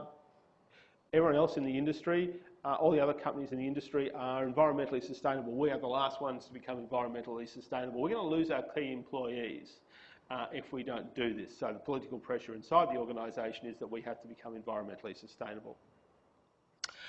Continuity, we've got systems and so forth, and they're driving us in this direction. We've got a quality improvement system, and it just makes sure that we just keep changing our quality. So that's also going to drive as well. So, and there's the 4 categories there. So the logical incrementalism tends to be a result of, as I said, continuing small responses to the environment, but the big drawback with that is that usually the environment is changing faster than you can keep up with logical incrementalism. So as I have indicated in the past, what happens is the organisation continues to improve, say, quality over time, and the organisation continues to improve like that, but the market's expectations are like that, and so for a while the gap's not too big, but after some time the organisation just doesn't keep up with the demands and some more large-scale outcome is required. Then there is a I think this is the only one I put on there. Yeah, okay, so that was the only one I wanted to talk about. So then there is the learning organisation, which is one that has systems in place that encourages the development and retaining of knowledge. Too frequently for organisations, knowledge is embedded in individuals when it's not part of the system, and when you lose those people, you lose those knowledge. So formal systems tend to interfere with this, and so the concept of learning organisation is to facilitate learning and then allow the strategy to come out of that process, and that includes experimentation. So we see companies like Google, which are classic experimenters, where they allow staff, they encourage staff, they require staff to spend a certain amount of their time on experimentation within the context of where the organisation is trying to head, so that those people become experts in the very thing that they're trying to do. So naturally they push the organisation in the direction of its strategies. Political processes we talked about quite recently. The main thing I want to point about political processes is that we want a continuum. I'm pretty sure I didn't put the diagram. No, I didn't put the diagram in. We want a continuum of political activity, outcome. Well, actually, it should be the other way around. Outcome, political activity. We'll find the situation occurs this way. The greatest outcome is achieved with a certain percentage, a certain amount of political activity. If we have a lot of political activity and there's strike and there's fighting and no one can agree and so forth, then clearly we're not going to achieve many outcomes. But similarly, if we have no response, no engagement, then everyone will ignore the strategy and they still won't implement it. They'll say, look, just wait for it to pass by. This is a temporary thing. Just do business as usual, and we'll just wait for this crazy strategy to be gone, and we'll get back to what we should be doing. So everyone's disengaged, and they turn their backs on it. So you need conversation, you need commitment, you need emotional response, you need people talking about it, raising the problems, and then solving them so the strategy can actually occur.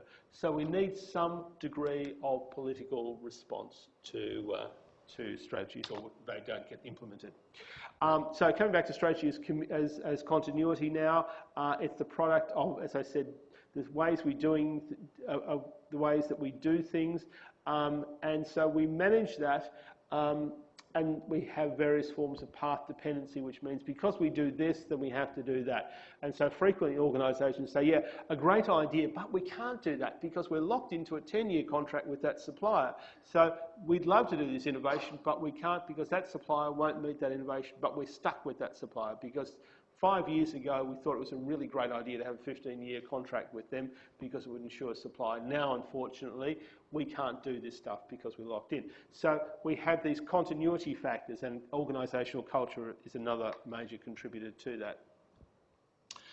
Okay, key elements in relation to leading strategic change. The key roles, understanding what the key roles are and the different types, styles of leadership, transformational, transactional and so forth. What things you can use to push the change through. Don't forget the force field analysis. What forces will support you in making your change and what forces will resist your making the change. Make sure you build a case. Use of symbols, political systems as we've discussed. Diagnosis, understand the context, the conditions in the organisation, the conditions outside, and that will lead to the type of change that you need to make, which could be an adaptive change where you improve what you do to better suit the environment. It could be a, oh my gosh, we're right at a critical point, we're going to go out of business if we don't make a change, turnaround change. It can be a revolutionary change because the organisation has realised that it has reached this point and it has to make a big step change because continuing to increment will not get it to the right place anymore. Or it can continue to be that evolutionary change that just continue to keep it up to date. So the leadership roles tend to have three categories: envisaging, explaining to people what's going to happen, aligning what is done with everything else and bringing the resources together to meet it, and then embodying it, representing the change, showing what it's like to other people so they can see it's sort of like a personal representation.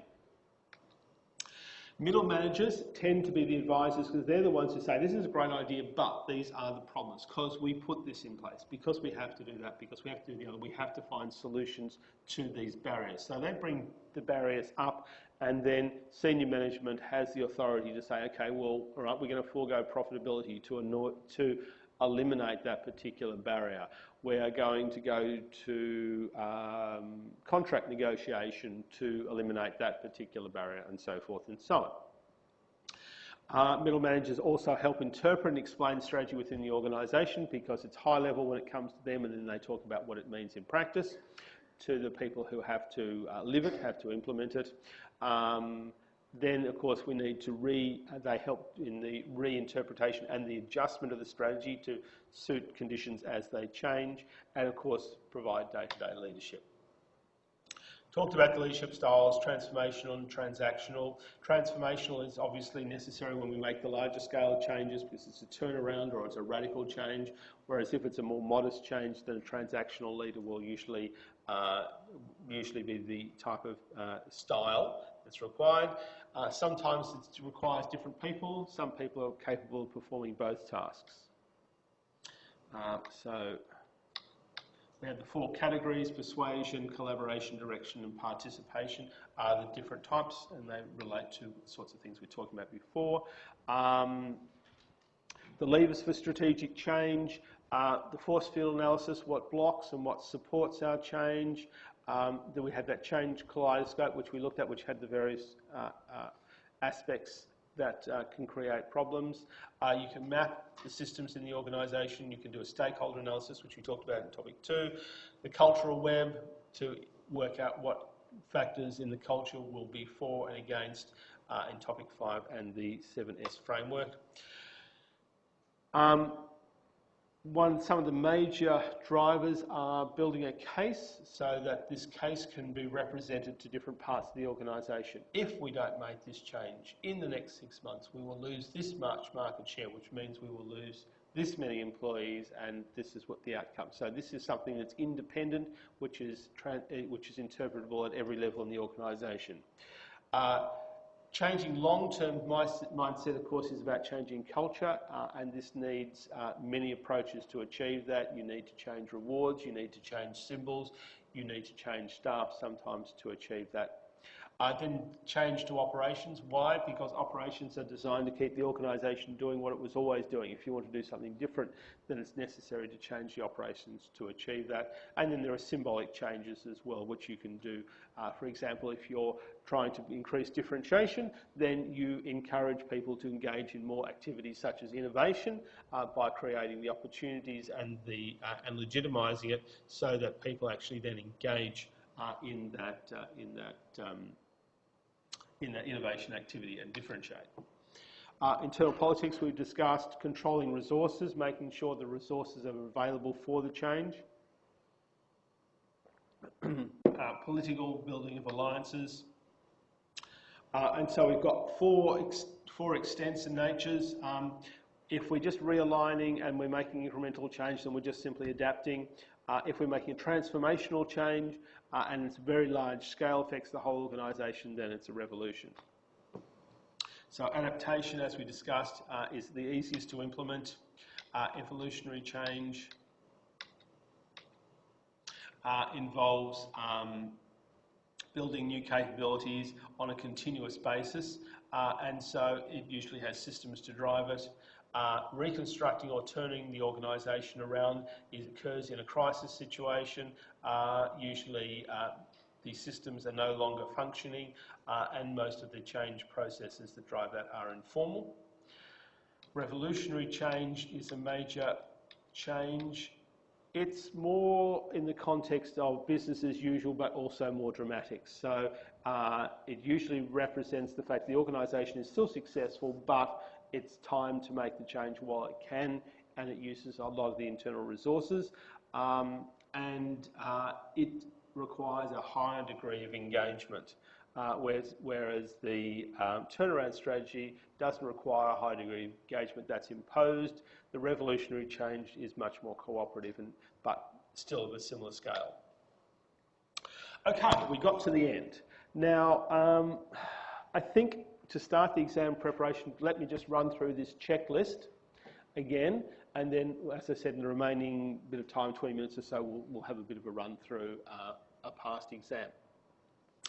So, number one, make sure you've looked at past exams. This one is slightly different, but not markedly. I have changed the marking system so it's a percentage. I have given you 6 questions to do and you choose 5. So this is the first time we've done this.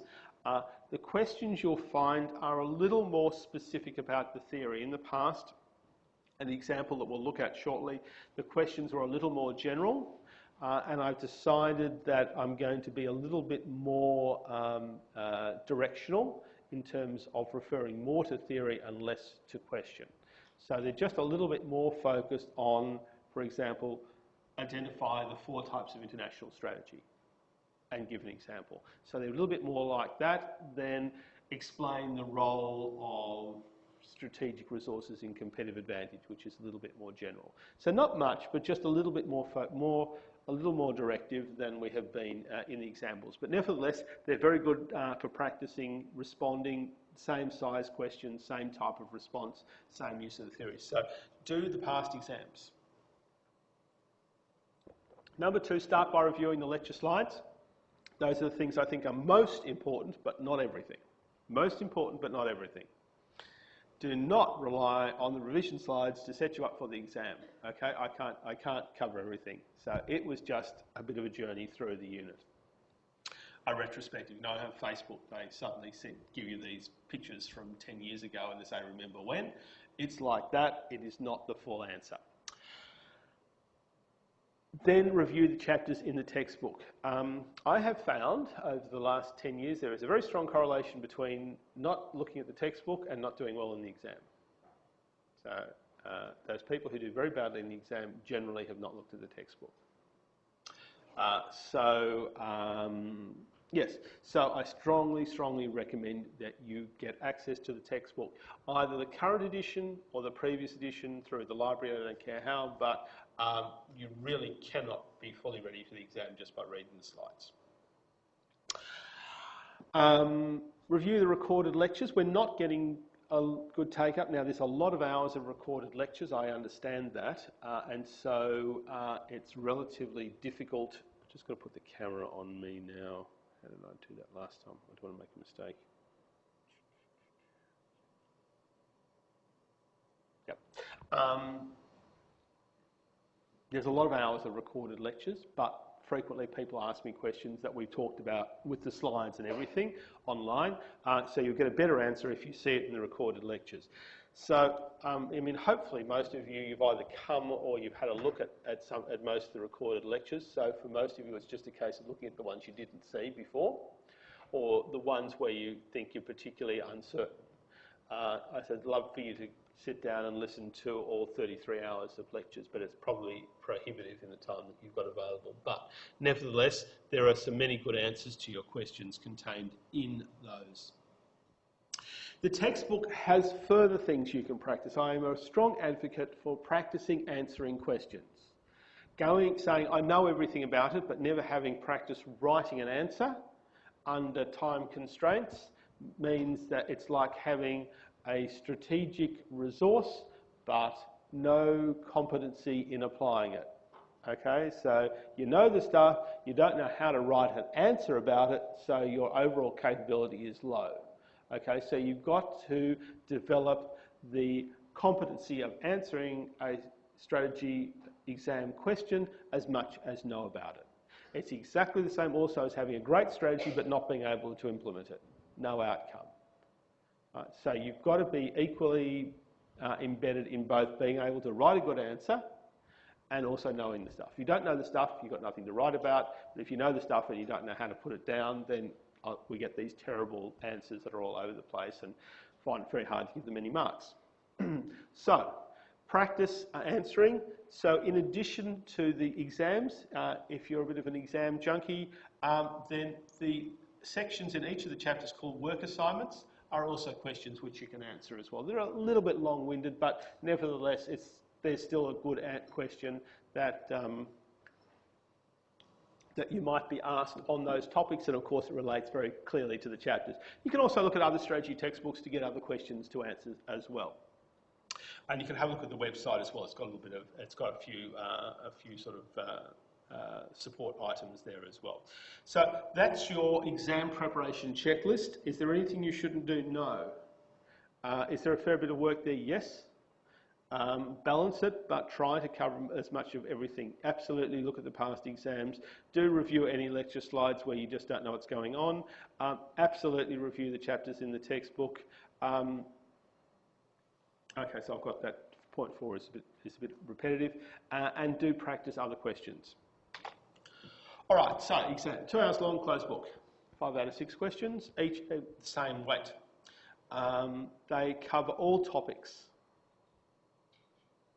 Okay, so if it's in the textbook, it's examinable. If it's a little tiny comment and it's sort of unrelated to anything else, or it's a little case or whatever, obviously it's not. But if it's any mainstream content in the textbook, if it has a section heading, then it's examinable. There won't be much that we haven't touched on in the lectures, but there will be detail behind some of these that we were unable to address. So make sure you're capable of dealing with the detail. And that's the main fault I find with exams. People basically replicate the exam slide and you just get the 4 bullet points. And there's no more content, and that's obviously not enough. It might get you a pass if you're lucky. It depends on what the question was about. It might only answer 1/3 of the question. So be ready to go a bit further. I've also indicated that you should be prepared to give examples.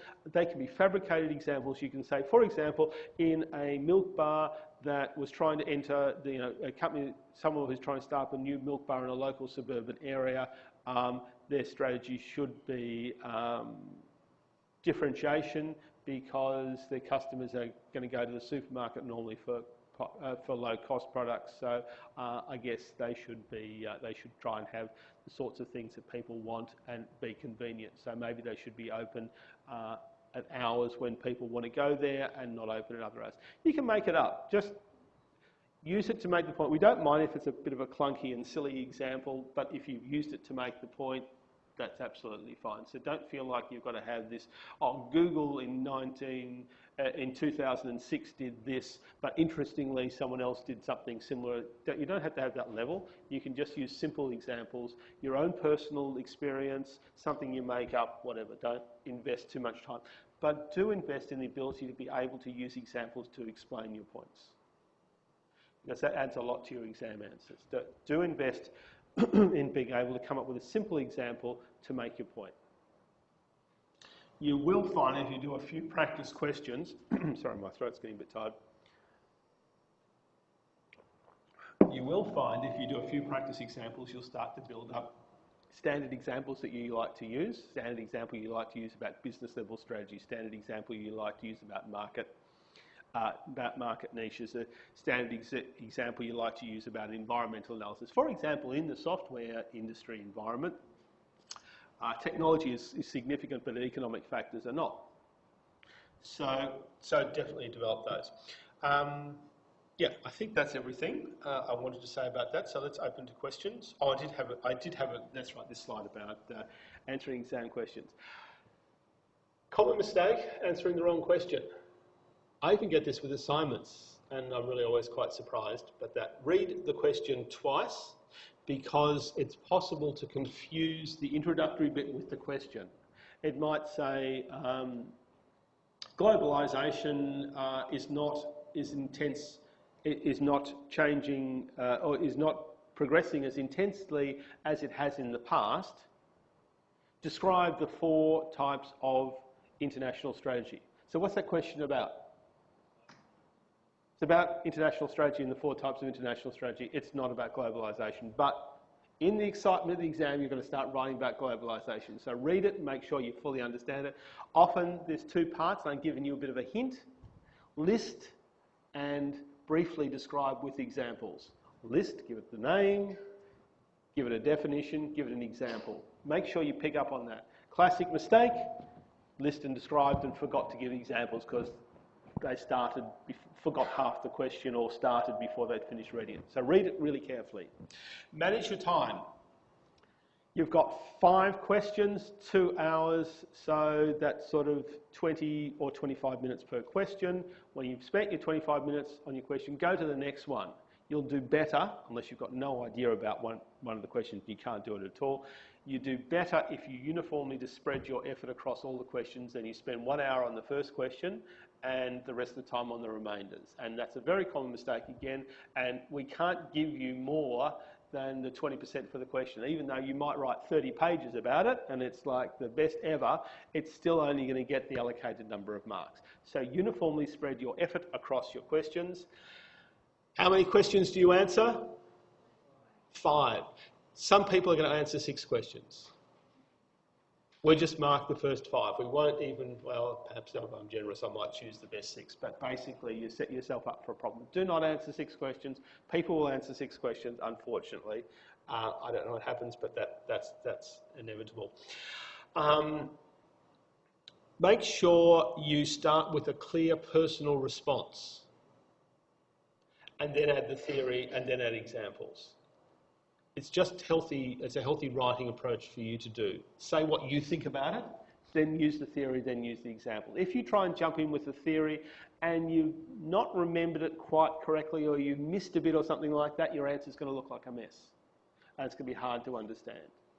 You might, for example, forget one of the 5 forces and talk about 4 forces and say, the 4 forces are, and you've forgotten one.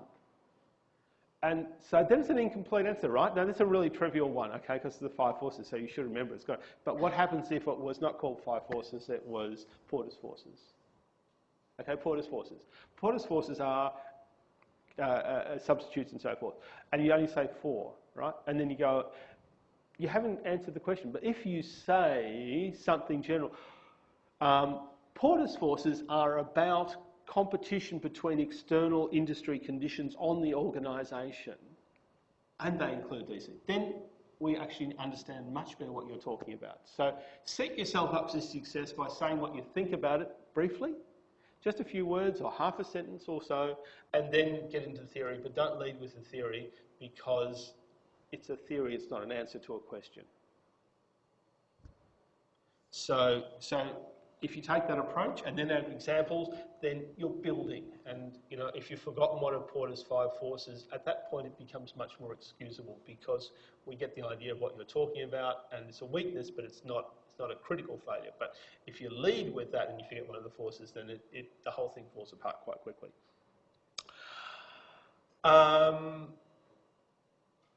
Yes, so make sure you have an answer and then build on it. Make sure that your answer actually answers the question. You may not be sure how to put the theory in, but start with answering the question because you have to answer the question. That's the number one obligation. Again, come back to the parallel with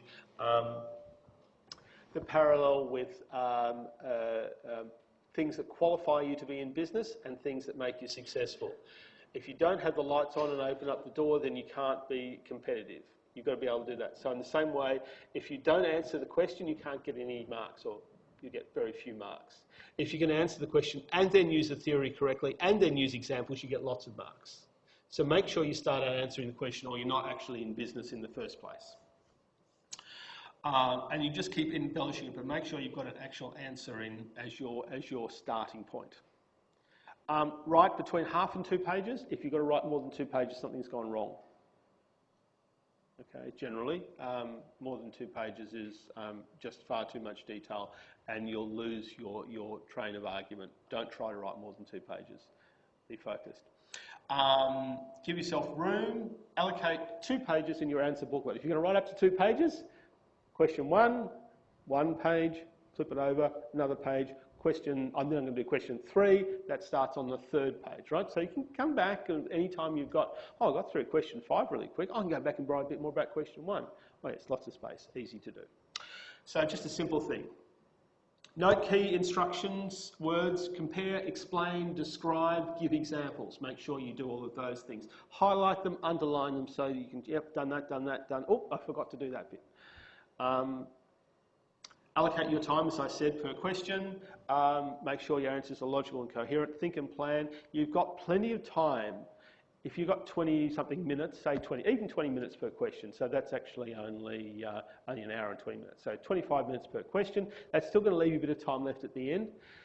You only take about 5 minutes to write your page and a half. It'll only take once you know exactly what you're going to say. So theoretically, you could spend out of your 25 minutes, 20 minutes planning your answer, and 5 minutes actually executing it. And that will be a nice, coherent, well-structured, well-laid out answer. Most of you will start writing before you've really even worked out what you're going to say, and it's going to be all over the place. We're going to, okay, yeah, ooh, okay, where do we get to the point? Down the bottom of the first page, you finally answered the question. So plan it out first. As I have suggested to in the previous session,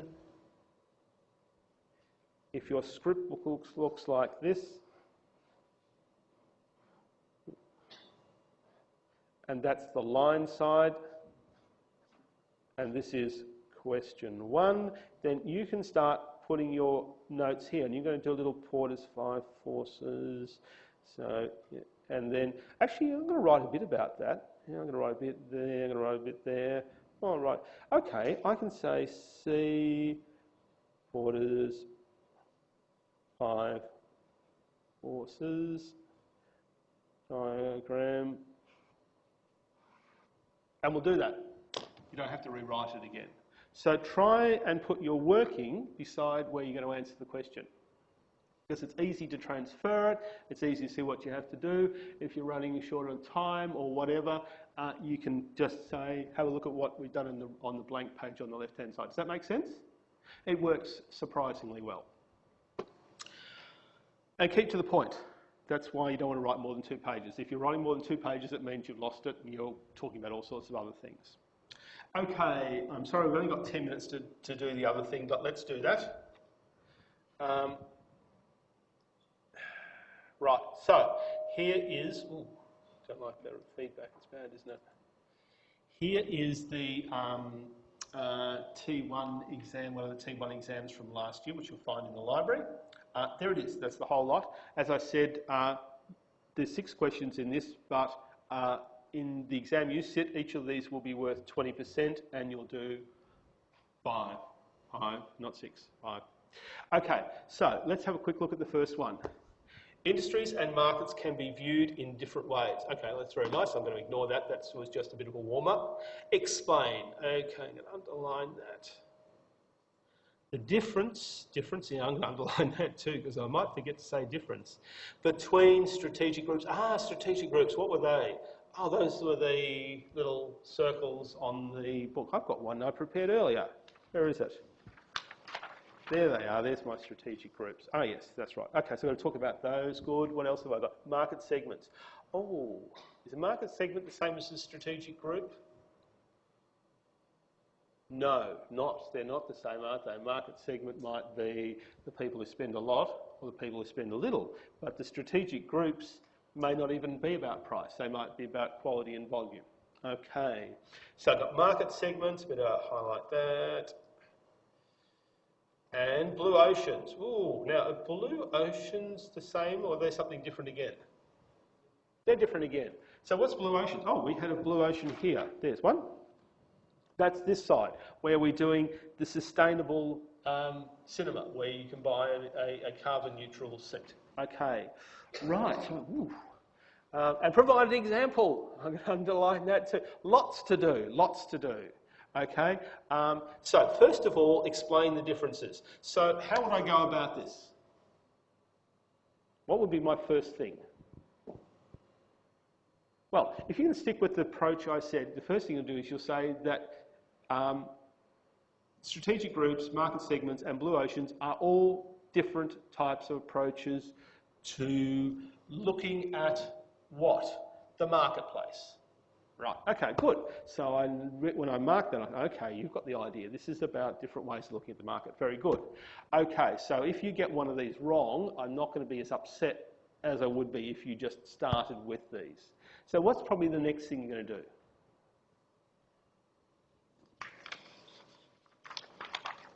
What's the next thing we're going to do? One, explain how all are views of the market. Okay, 2, this is my plan. What are we going to do now? Well, I'm going to be a bit boring about this. I'm going to play it safe. I'm going to do a definition.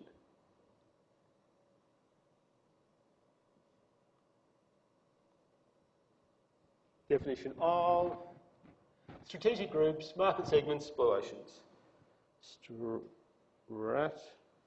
GPS, market segments, and blue. Okay, I'm going to do a definition of each of those, and I'm going to write it out right now. I'm going to start writing to myself what I want to say about those. I had that laid out, that's good. All right, now what do I have to do? Well, I've defined them, but you know what? I haven't explained the difference. So now, the difference. What are the differences? Oh, let's come up with some points that I'm going to make. Anyone? What's the difference between strategic groups, market segments and blue oceans?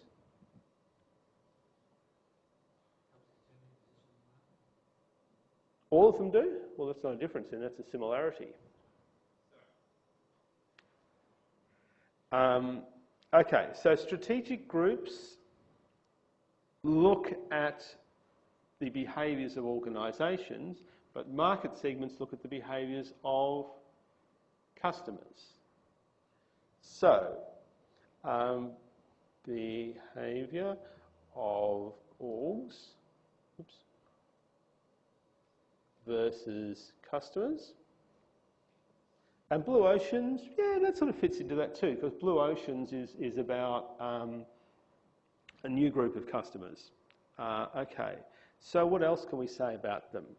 Well, let me think. So strategic groups are about ways of competing. I guess that's a business level strategy, isn't it? Market segments, also business level strategy. What about blue oceans? Are all business level strategies.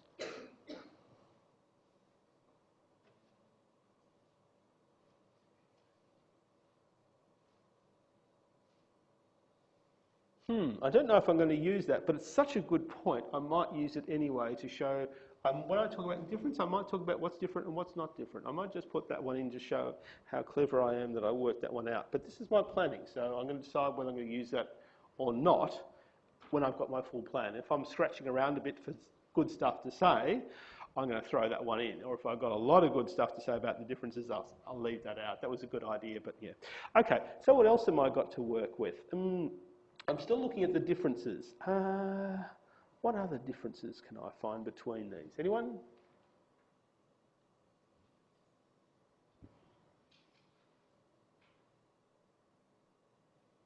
Well, a very obvious one is they come from different sources of information.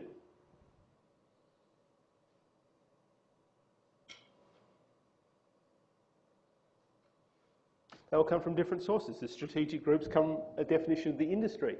The market segments are the customers. They're outside the industry. Blue oceans, it's an industry that doesn't even exist. So the information comes from different sources, which means different data collection. Marketing would no doubt be able to tell us about the market segments, but maybe they can tell us a bit about the industry, but probably only mainly in terms of the definition of the customers, not the other things we're talking about like quality and stuff like that. And blue oceans, I don't know where we're going to get blue oceans. We might have to guess that information ourselves from some economic data and things. Okay, so I've got three differences. I'm reasonably happy with that. I'd like to come up with another one. But I'm going to jump on because I'm getting a bit nervous about time. So number 4, I didn't think about the example. So let's come up with an example. Now, an example of each. Well, I guess that means an example of each of strategic groups, market segments and blue oceans. Or it could be an example of the difference. Or maybe they're really the same thing. So let's see, let's try this. Okay, so, difference. Okay, I'm going to start with the difference of strategic groups because that's easy for me to do as part of my planning. I can understand. So a strategic group is my example of the jewellery industry.